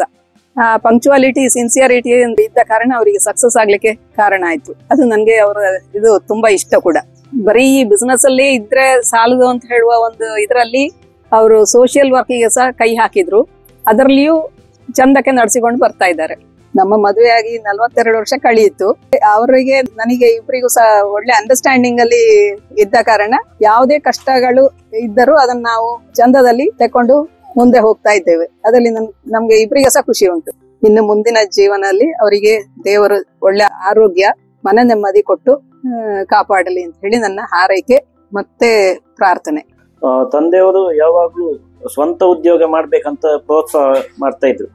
ಆದ್ರೆ ಅವರು ಯಾವತ್ತೂ ಅವರ ವ್ಯವಹಾರಕ್ಕೆ ನಾನು ಸೇರ್ಬೇಕು ಅಂತ ಯಾವುದೇ ಫೋರ್ಸ್ ನನ್ನಲ್ಲಿ ಮಾಡಲಿಲ್ಲ.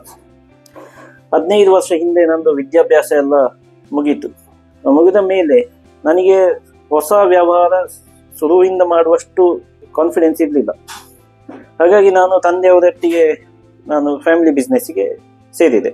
ಆ ಟೈಮ್ನಲ್ಲಿ ತಂದೆಯವರು ಹೇಳಿದರು, ಬೆಂಗಳೂರಲ್ಲಿ ಒಳ್ಳೆ ಮಾರ್ಕೆಟ್ ಇದೆ, ನೀನು ಸ್ವಲ್ಪ ವರ್ಷ ಬೆಂಗಳೂರಲ್ಲಿ ಇದ್ದಿ, ಹಾಗಾಗಿ ನೀನು ಅಲ್ಲಿ ಮಾರ್ಕೆಟ್ ಡೆವಲಪ್ ಮಾಡಲಿಕ್ಕೆ ನೋಡು ಅಂತ. ಹಾಗೆ ನಾನು ಅಲ್ಲಿ ಮಾರ್ಕೆಟ್ ರಿಸರ್ಚಿಗೆ ಅಂತೆಲ್ಲ ಹೋದಾಗ ನನಗೆ ತುಂಬ ಐಡಿಯಾಸ್ ಬಂತು, ಹೇಗೆ ನಾವು ಬಿಸ್ನೆಸ್ ಬೆಳೆಸ್ಬೋದು ಅಂತ. ಹಾಗೆ ಅದರಲ್ಲಿ ಕೆಲವು ಐಡಿಯಾಸನ್ನು ನಾವು ಸೇರಿಕೊಂಡು ನಾವು ನಾನು ಇಂಪ್ಲಿಮೆಂಟ್ ಮಾಡಲಿಕ್ಕೆ ಅಂತ ಹೊರಟೆವು. ಈಗ ನಾನು ಐಡಿಯಾಸ್ ಹೇಳುವಾಗ ನನಗೆ ಯಾವುದೇ ಜವಾಬ್ದಾರಿ ಇರಲಿಲ್ಲ. ನನಗೆ ಖಾಲಿ ಆ ಐಡಿಯಾಸ್ ಇಂಪ್ಲಿಮೆಂಟ್ ಮಾಡೋದು ಮಾತ್ರ. ಆದರೆ ತಂದೆಯವರಿಗೆ ಈಗ ಇರುವ ಸೆಟಪ್ ಅದೊಂದು ಬ್ರೆಡ್ ವಿನ್ನರ್. ಹಾಗೆ ಅದನ್ನು ಕೂಡ ಅವರು ಸೇವ್ ಮಾಡಬೇಕು, ಮತ್ತು ನನ್ನ ಐಡಿಯಾಸ್ ಕೂಡ ಇಂಪ್ಲಿಮೆಂಟೇಷನ್ ಮಾಡಬೇಕಂತ ಅವರು ಹೇಳಿದರು. ನೀನೊಂದು ನಿನ್ನ ಐಡಿಯಾ ಪ್ರಕಾರ ಒಂದು ಸೆಪರೇಟ್ ಯೂನಿಟ್ ಮಾಡು, ಅದಕ್ಕೆ ನಾನು ಸೀಡ್ ಕ್ಯಾಪಿಟಲ್ ಕೊಡ್ತೇನೆ, 1 ಕೋಟಿ ಸೀಡ್ ಕ್ಯಾಪಿಟಲ್ ಕೊಟ್ಟು ಮತ್ತೆ ಹೊಸ ಯೂನಿಟ್ ಕಲ್ಲರ್ಪೆಯಲ್ಲಿ ಸ್ಟಾರ್ಟ್ ಮಾಡಿದ್ದೇವೆ. ಹಾಗೆ ಇದು ಸ್ಟಾರ್ಟ್ ಮಾಡಿದಾಗ ಕೂಡ ತಂದೆಯವರು ಫುಲ್ ನಿನಗೆ ಬೇಕಾದಾಗೆ ಮಾಡುವಂತ ಬಿಡಲಿಲ್ಲ.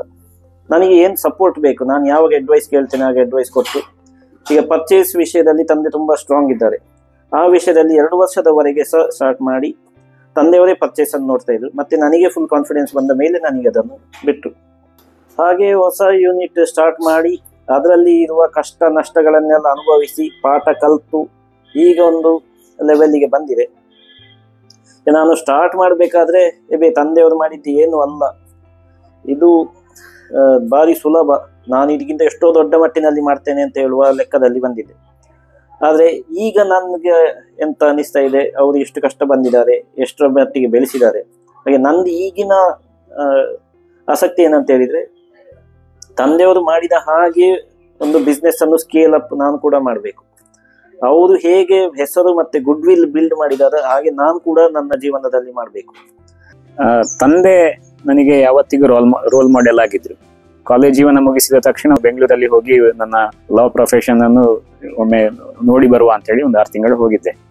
ನಂತರ ತಂದೆ ಜೊತೆಗೆ ಸೇರಿಕೊಂಡು ಈ ಕೋಕೋ ಗುರು ಏನು ಉದ್ಯಮ ಉಂಟು, ಅದಕ್ಕಿಂತ ಹಿಂದೆ ಶ್ರೀರಾಮ್ ಆಯಿಲ್ ಮಿಲ್ ಅಥವಾ ಸಂತೋಷ್ ಬ್ರ್ಯಾಂಡ್ ಅಲ್ಲಿ ಎಣ್ಣೆ ವ್ಯಾಪಾರ ಆಗ್ತಾ ಇತ್ತು.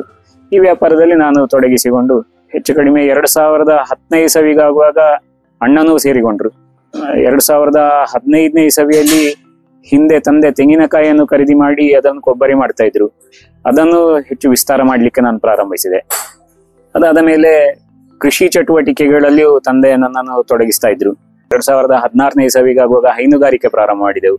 ಏನು ದೇಶೀಯ ತಳಿಯ ಗೋವು ಸಾಕಬೇಕು ಅಂತ ಹೇಳುವ ಒಂದು ಅಭಿರುಚಿ ತಂದೆಗಿತ್ತು. ಹೇಗೆ ಜೀವನ ನಡೆಸಬೇಕು, ಫ್ಯಾಮಿಲಿ ಮತ್ತು ವ್ಯಾಪಾರ, ಸಾಮಾಜಿಕ ಜೀವನ, ಇದನ್ನು ಮೂರನ್ನು ಹೇಗೆ ಸಮಾನ ತಕ್ಕಡಿಯಲ್ಲಿ ಹೇಗೆ ತಕೊಂಡು ಹೋಗ್ಬೇಕು ಅಂತ ಹೇಳುವುದನ್ನು ನನಗೆ ಜೀವನಕ್ಕೆ ಮಾರ್ಗದರ್ಶನ ಮಾಡಿದ್ದಾರೆ.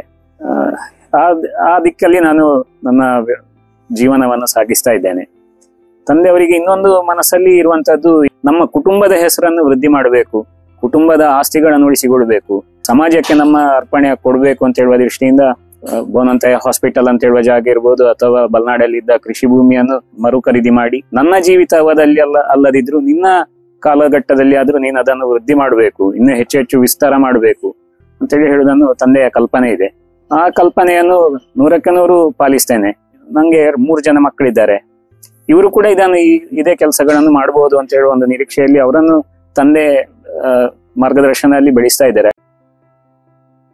ನಮ್ಮ ಅಣ್ಣನ ಬಗ್ಗೆ ಪ್ರಾರಂಭದಲ್ಲೇ ಹೇಳದಿದ್ರೆ ಸುಮಾರು ಊರು ಸುತ್ತಿದ್ದಾರೆ. ಏನು ಪಾಸಿಟಿವ್ ಇದೆ ಅದನ್ನು ತಗೊಳ್ತಾರೆ, ಮತ್ತೆ ಏನು ಅದೇ ನೆಗೆಟಿವ್ ಇದೆ ಅದನ್ನು ವಿರೋಧಿಸ್ತಾರೆ. ಪುತ್ತೂರಲ್ಲಿ ಬಂದಿರುವಾಗ ಜೀವನ ನಡೆಸುವುದೇ ಕಷ್ಟ ಅಂತ ಹೇಳೋ ಇದರಲ್ಲಿ ಇದ್ರು. ಆದ್ರೆ ಒಂದು ಛಲ ಇತ್ತು. ಹವ್ಯಕ ಸಮಾಜ ಏನಿದೆ ಅದು ಹೆಚ್ಚಾಗಿ ಕೃಷಿ ಆಧಾರಿತ ಅಥವಾ ಇನ್ನೊಂದು ಜಾಬ್, ಸ್ವಂತ ಬಿಸ್ನೆಸ್ ಇಂಡಸ್ಟ್ರಿ ಮಾಡಿದವರು ಬೆರಳೆಣಿಕೆಯಲ್ಲಿ ಇದ್ರು. ಅದನ್ನ ಅವರು ಮಾಡಿ ತೋರಿಸಿದ್ದಾರೆ. ಈಗ ಭಾರಿ ಖುಷಿಯ ಸಂಗತಿ ಅದು. ನಿಮಗೆ ಕಾಣುವಾಗ ಅವರು ರಫ್ ಅಂತ ಕಾಣುತ್ತದೆ. ಅವರೊಂದು ಕೇಳ್ತಾರೆ, ಅವರು ಹೋದ್ರೆ ಮಾತ್ರ ಈ ಕ್ಯಾನ್ ಅಲ್ಲಿ ಎಣ್ಣೆ ತಂದ್ರೆ ಇದರಲ್ಲಿ ನಾವು ಎಣ್ಣೆ ಹಾಕೋದಿಲ್ಲ ಅಂತ ಹೇಳ್ತಾರೆ. ಏನಂದ್ರೆ ಅದು ಕ್ವಾಲಿಟಿ ಬೇಕು, ಮೊದಲಿನ ಎಣ್ಣೆ ಇದ್ದು ಅದು ಕಲ್ಮಶ ಆಗಿದ್ರೆ ಅದಕ್ಕೆ ಹಾಕೋದೇ ಇಲ್ಲ. ಅವರು ಎಷ್ಟೇ ಇದು ಮಾಡ್ಲಿ ಕ್ವಾಲಿಟಿಗೆ ಕಾಂಪ್ರಮೈಸ್ ಮಾಡೋದಿಲ್ಲ. ವರ್ಷ 72 ಆಯ್ತು ನಮ್ಮ ಅಣ್ಣನಿಗೆ, ನಾನು ಇನ್ನು 8 ವರ್ಷ ಜಾಸ್ತಿ. ಇವತ್ತು ಸಹ ಹೊಸ ಹೊಸ ಯೋಚನೆಗಳು ಬರ್ತಾ ಇದೆ ಅವರ ಮನಸ್ಸಿಗೆ. ಇನ್ನೂ ತುಂಬಾ ಸಮಾಜಕ್ಕಾಗಿ ಮಾಡಬೇಕು ಅಂತ ಹಂಬಲವೂ ಇದೆ ಅವರ ಹತ್ರ. ಶಿವಣ್ಣ ಡಿಸಿಷನ್ ಮೇಕಿಂಗ್ ಹೇಗೆ ಅಂತ ಹೇಳಿದ್ರೆ ಅದು ನಾವು ಈಗ ನೋಡ್ಬೇಕು. ಈಗ ಡಿಸಿಷನ್ ತಗೊಂಡ್ರೆ ಕಷ್ಟ ಆದೀತು ಮುಂದೆ ಅಂತ ನನಗೂ ಇತ್ತು, ನಾನು ಸಣ್ಣವಾಗಿದ್ರು. ಅವರ ಡಿಸಿಷನ್ ನ ರಿಸಲ್ಟ್ ಎಲ್ಲ ಈಗ ಗೊತ್ತಾಗ್ತಾ ಇದೆ. ಇಷ್ಟು ವರ್ಷ ಅವರ ಏನು 80ರ ದಶಕದಲ್ಲಿ ಅವರು ಇದು ಮಾಡಿದ್ದಾರೆ ಕೊಬ್ಬರಿ ಮಿಲ್ಲು. ಅದಕ್ಕಿಂತ ಇಷ್ಟವರೆಗೆ ಎಷ್ಟು ಮುಂದೆ ಬಂದಿದ್ದೇವೆ, ಏನಾಗಿದೆ ಅವ್ರ ಡಿಸಿಷನ್ ಅಂತ ಹೇಳಿದ್ರೆ, ಸಾಧಾರಣ ಅವರ ಡಿಸಿಷನ್ ಎಲ್ಲವೂ 100% ಅಂತ ಹೇಳೋದಿಲ್ಲ, ಕೆಲವು ಸೋತಿರ್ಲಿಕ್ಕೂ ಸಾಕು, ಅಂತೂ ಎಬವ್ ಡಿಸ್ಟಿಂಕ್ಷನ್ ಅವ್ರು ಪಾಸ್ ಆಗಿದ್ದಾರೆ. ಇದರಲ್ಲಿ ಸಹ ನಮ್ಮ ಶಿವಣ್ಣ ಏನು ಶಿವಶಂಕರ ಬೋನಂತಾಯ ಅಂತ, ಅವರು ಈ ಬೋನಂತಾಯ ಅಂತ ಹೇಳುವಂತಹ ಒಂದು ಸರ್ನೇಮ್ ಅನ್ನು ಎಲ್ಲರಿಗೂ ಚಿರಪರಿಚಿತರಾಗುವ ಹಾಗೆ ಮಾಡಿದ್ದಾರೆ. ಅಂದ್ರೆ ಅವರ ಈ ಏನು ದುಡಿಮೆಯ ಫಲ, ಅವರ ಹೆಸರು, ಅವರ ಇಂಡಸ್ಟ್ರಿ ಅಥವಾ ಅವರ ಏನು ಹವ್ಯಕ ಸಭಾ ಎಲ್ಲದರಲ್ಲಿಯೂ ಅವರು ಮುಂದಾಳುತ್ತಾ ಇದ್ದ ಕಾರಣ. ನಾನು ಗೋಪಾಲಕೃಷ್ಣ ಭಟ್ ಅಂತೇಳಿ, ಮೂಲತಃ ಬಂಟ್ವಾಳದವನು, ಇಲ್ಲೇ ಹುಟ್ಟಿ ಬೆಳೆದವನು. ಸುಮಾರು 30 ವರ್ಷಗಳಿಂದ ನಾನು ಶ್ರೀರಾಮ್ ಇಂಡಸ್ಟ್ರೀಸ್ ಶಿವಶಂಕರ ಭಟ್ರ ಜೊತೆ ಉದ್ಯೋಗ ಮಾಡಿಕೊಂಡಿದ್ದೇನೆ. ಪ್ರಾರಂಭದಲ್ಲಿ ನಾನು ಅಲ್ಲಿ ಕೆಲಸಕ್ಕೆ ಸೇರುವಾಗ ಅವರೊಂದು ದನಿ ಬಾಸ್ ಅಂತೇಳಿ ಮನಸ್ಸಿಗೆ ನನಗಿತ್ತು. ಆದರೆ ಕ್ರಮೇಣ ಸ್ವಲ್ಪ ಕೆಲವೇ ದಿನಗಳಲ್ಲಿ ನನಗೆ ಅವರು ಬಾಸ್ ಅಂತ ಮನಸ್ಸಿಗೆ ಹೋಗ್ತಿರ್ಲಿಲ್ಲ. ಅವರು ನಮಗೆ ಒಡ ಹುಟ್ಟಿದ ತಮ್ಮನಾಗೆ ನನ್ನನ್ನು ಅವರಾಗ್ಲಿ ಅವರ ಪತ್ನಿ ಆಗ್ಲಿ ನಮ್ಮನ್ನು ಅಷ್ಟು ಚಂದ ಮಾಡಿ ನೋಡಿಕೊಂಡ್ರು. ಅದರಿಂದ ನಮಗೆ ಅವರ ಮನೆಯವರಾಗಿ ನಮಗೆ ಭಾವನೆ ಬರ್ತಾ ಇತ್ತು. ಯಾವುದೇ ಒಂದು ಕಾರ್ಯಕ್ರಮದಲ್ಲಿ ಅವರ ಮನೆಯ ಕಾರ್ಯಕ್ರಮ ಆದರೆ ನಮ್ಮನ್ನು ಜೋಡಿಸಿಕೊಂಡೇ ಅವರು ನಮ್ಮನ್ನು ಮನೆ ಕಾರ್ಯಕ್ರಮಗಳನ್ನ ಮಾಡ್ತಾ ಇದ್ರು. ನಾನೊಂದು ಉದ್ಯೋಗಿಯಾಗಿ ಅವರಲ್ಲಿ ಹಲವು ವಿಷಯಗಳನ್ನು ಕಲಿತುಕೊಂಡಿದ್ದೇನೆ. ಒಳ್ಳೆಯದನ್ನ ಜನರಿಗೆ ಕೊಡಬೇಕು, ಒಳ್ಳೆಯದನ್ನು ಮಾಡಬೇಕು, ಅದು ಅಷ್ಟು ಜವಾಬ್ದಾರಿಯುತವಾಗಿ ನಮ್ಮನ್ನು ಬಿಟ್ಟು ಹೋಗ್ತಾ ಇದ್ರು. ಆ ಧೈರ್ಯದಿಂದ ನಾವು ಕೆಲಸವನ್ನ ಜಾಗ್ರತೆಯಿಂದ ನಾವು ಮಾಡ್ತಿದ್ದೆವು ಅವರ ಜೊತೆ. ಹಾಗೆ ಗುರುಗಳ ಹತ್ರ ಸನ್ಮಾನ ಮಾಡಿಸಿ ನಾವು ಕೆಲಸ ಮಾಡಿದ್ದನ್ನು ಗುರುತಿಸಿ ಗುರುಗಳ ಮಂತ್ರ, ಅದಕ್ಕಿಂತ ದೊಡ್ಡದು ಬೇರೆ ಅಂತ ಬೇಡ ಜನರಿಗೆ. ಒಬ್ಬರಿಗೆ ವ್ಯಕ್ತಿಗೆ ಮೊದಲಿಗೆ ಅವರಿಗೆ ಆರ್ಥಿಕವಾಗಿ ತುಂಬಾ ಕಷ್ಟಗಳಿದ್ದವು. ಅವರು ತುಂಬಾ ಕಷ್ಟದ ದಿನಗಳಿಂದ ಮೇಲೆ ಬಂದವರು. ಅದರಿಂದಾಗಿ ಅವರ ಈ ಸಂಸ್ಥೆ ಇಷ್ಟು ಎತ್ತರಕ್ಕೆ ಬೆಳೆದಿದೆ. ಕೊನೆಯದಾಗಿ ನಾನು ಹೇಳೋದು, ಶಿವಶಂಕರ ಭಟ್ರಿಗೆ ಈಗ ಸಾಧಾರಣ 72-73 ವರ್ಷ ಆಯ್ತು. ನಮ್ಮನ್ನೆಲ್ಲ ಚಂದ ಮಾಡಿ ನೋಡಿಕೊಂಡಿದ್ದಾರೆ ಅವರು. ಇನ್ನೂ ಸಹ ಮುಂದಿನ ಜೀವನ ಅವರು ಸಂತೋಷವಾಗಿರ್ಬೇಕಂತ ಆ ದೇವರಲ್ಲಿ ಮಾಲಿಂಗೇಶ್ವರನಲ್ಲಿ ಪ್ರಾರ್ಥನೆ ಮಾಡ್ತೇನೆ.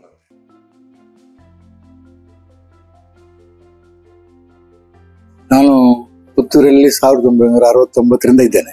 ಇಲ್ಲಿ ಏಳ್ಮುಡಿಯಲ್ಲಿ ದೇವ ಟ್ರೇಡರ್ಸ್ ಸ್ಟಾರ್ಟ್ ಮಾಡಿದ್ದು 1980ರಲ್ಲಿ. ಸಾಧಾರಣ 89ರಲ್ಲಿ ಶಿವಶಂಕರ ಭಟ್ರವರು ನಮ್ಮ ನೆಕ್ಸ್ಟ್ ಒಂದು ಭಟ್ ಬಿಲ್ಡಿಂಗ್ ಅಂತ ಇದೆ, ಅಲ್ಲಿ ಅವರದೊಂದು ಶ್ರೀರಾಮ ಆಯಿಲ್ ಮಿಲ್ಸ್ನ ಒಂದು ಔಟ್ಲೆಟ್ ಇತ್ತು, ಕೋಕೋನಟ್ ಆಯಿಲ್ ಇದು. ನನಗೆ ಆವಾಗದಿಂದ ಅವರದ್ದು ಪರಿಚಯ ಉಂಟು. ಕೇಶವರಾಮ್ ಮತ್ತು ನನ್ನ ದೊಡ್ಡ ಮಗ ಕ್ಲಾಸ್ಮೇಟ್ಸ್, ಅವರ ಸಣ್ಣ ಮಗ ನನ್ನ ಸಣ್ಣ ಮಗನ ಕ್ಲಾಸ್ಮೇಟ್. ನಮ್ಮ ಪರಿಚಯ ರಿಲೇಶನ್ಶಿಪ್ನ ವಿಷಯಗಳು ಹಾಗೆ ಬೆಳೆದಿದ್ದು.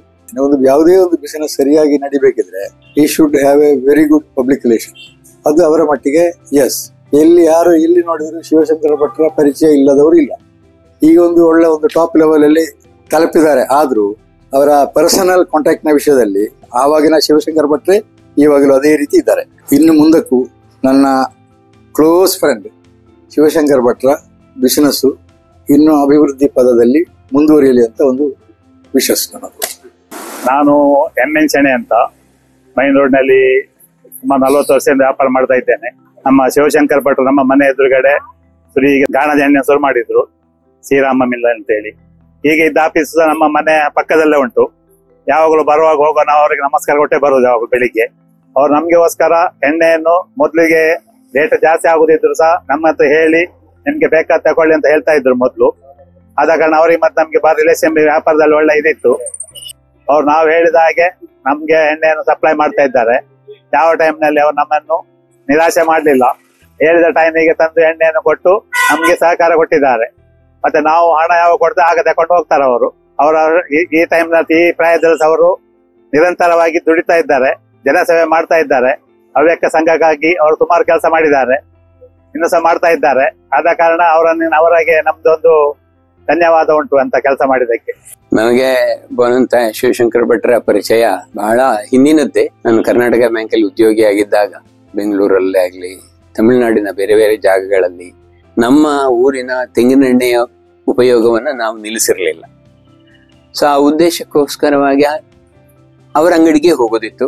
ಮತ್ತೆ ಶಿವಶಂಕರ ಭಟ್ರು ಹೇಗೆ ಅಂತ ಹೇಳಿದ್ರೆ ತಮ್ಮ ಹವ್ಯಕ ಕಮ್ಯುನಿಟಿಯವರನ್ನ ತುಂಬಾನೇ ಆದರ ಪ್ರೀತಿಗಳಿಂದ ನೋಡ್ಕೊಳ್ಳುವಂಥವ್ರು. ನಮಗಿಂತ ಎಷ್ಟೋ ವಯಸ್ಸಿನಲ್ಲಿ ಹಿರಿಯವರಾದ್ರೂ ಕೂಡ ಯಾವುದೇ ರೀತಿಯಾದಂತ ಅಂತರವನ್ನು ಇಟ್ಟುಕೊಳ್ಳದೆ ತಾನು ಮಾಡುವಂತಹ ಕೆಲಸಗಳಲ್ಲಿ ನಮ್ಮನ್ನು ತೊಡಗಿಸಿಕೊಂಡು ಹೋಗುವಂತ ಒಂದು ಸ್ವಭಾವ ಅವರದ್ದು.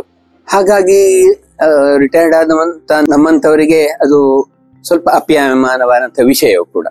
ಅವರದ್ದು ಒಂದು ವೇದಿಕೆ ಅಖಿಲ ಹವ್ಯಕ ಮಹಾಸಭಾದಲ್ಲಿ ಅವರು ನಿರ್ದೇಶಕರಾಗಿದ್ದುಕೊಂಡು ಪುತ್ತೂರು ಹವ್ಯಕ ಸಭಾದ ನೇತೃತ್ವವನ್ನು ವಹಿಸಿಕೊಂಡು ಅದನ್ನು ನಡೆಸ್ತಾ ಇರುವಂತಹ ಅವರ ಉತ್ಸದ್ದಿತನ, ಈ ಹವ್ಯಕದ ಒಂದು ವ್ಯವಸ್ಥೆ ಏನಿದೆ ಅದರಲ್ಲಿ ಹವ್ಯಕ ಪುತ್ತೂರು ವಲಯದ ಅಧ್ಯಕ್ಷನನ್ನಾಗಿಯೂ ಕೂಡ ನಾನು ಇಲ್ಲಿ ಬಂದು ಸೆಟ್ಲ್ ಆದ ಕೆಲವೇ ಸಮಯಗಳಲ್ಲಿ ಅವರು ಅದನ್ನ ನನ್ನನ್ನು ಎಳ್ಕೊಂಡ್ರು ಆ ಕಡೆಗೂ. ಸೊ ಹೀಗೆ ಒಂದು ಯಾರು ಹೇಗೆ ಉಪಯೋಗಕ್ಕಾಗ್ತಾರೆ ಸಮಾಜದ ಕೆಲಸಗಳಲ್ಲಿ ಅಂತ ಹೇಳಿ ನೋಡಿ ಅವರಿಗೆ ಮಾರ್ಗದರ್ಶನವನ್ನು ಮಾಡಿಸಿಕೊಂಡು ಹೋಗ್ತಾ ಇರೋದ್ರಿಂದಾಗಿ ಅವರು ನಮಗೆ ತುಂಬಾ ಇಷ್ಟವಾಗ್ತಾರೆ. ಹವ್ಯಕ ಸಭಾಭವನ ಅಂತ ಹೇಳಿಕೊಂಡು ಬನ್ನೂರಿನಲ್ಲಿ ನಿರ್ಮಾಣ ಆಗಿದೆ. ಅದರ ರೂವಾರಿ ಇವರೇ. ಇತ್ತೀಚೆಗೆ ಬಲಮುರಿ ವಿದ್ಯಾಗಣಪತಿ ದೇವರಿಗೆ ಮುಡಪ ಸೇವೆಯನ್ನು ಸಮರ್ಪಿಸುವಂತ ಕಾರ್ಯಕ್ಕೂ ಕೂಡ ಅವರದೇ ಯೋಚನೆ. ಹೀಗೆ ಹವ್ಯಕ ಸಮಾಜದೊಟ್ಟಿಗೆ ಗುರುತಿಸಿಕೊಂಡದ್ದು ಮಾತ್ರ ಅಲ್ಲ, ಆ ಹವ್ಯಕ ಸಮಾಜಕ್ಕೆ ಏನಾಗಬೇಕು ಅಂತ ಹೇಳೋದನ್ನ ತಾನಾಗೇ ಅರಿತುಕೊಂಡು ಅದನ್ನು ಮುನ್ನಡೆಸಿಕೊಂಡು ಹೋಗಿ ಎಲ್ಲರನ್ನು ಕೂಡ ಆ ಒಂದು ಸರದಲ್ಲಿ ಪೂರ್ಣಿಸಿಕೊಂಡು ಹೋಗುವಂತ ಒಬ್ಬ ಪರಿಪೂರ್ಣ ವ್ಯಕ್ತಿತ್ವ ಅಂತ ಹೇಳಿಕೊಂಡು ನಾನು ಪರಿಗಣಿಸ್ತೇನೆ. ಹರೇ ರಾಮ.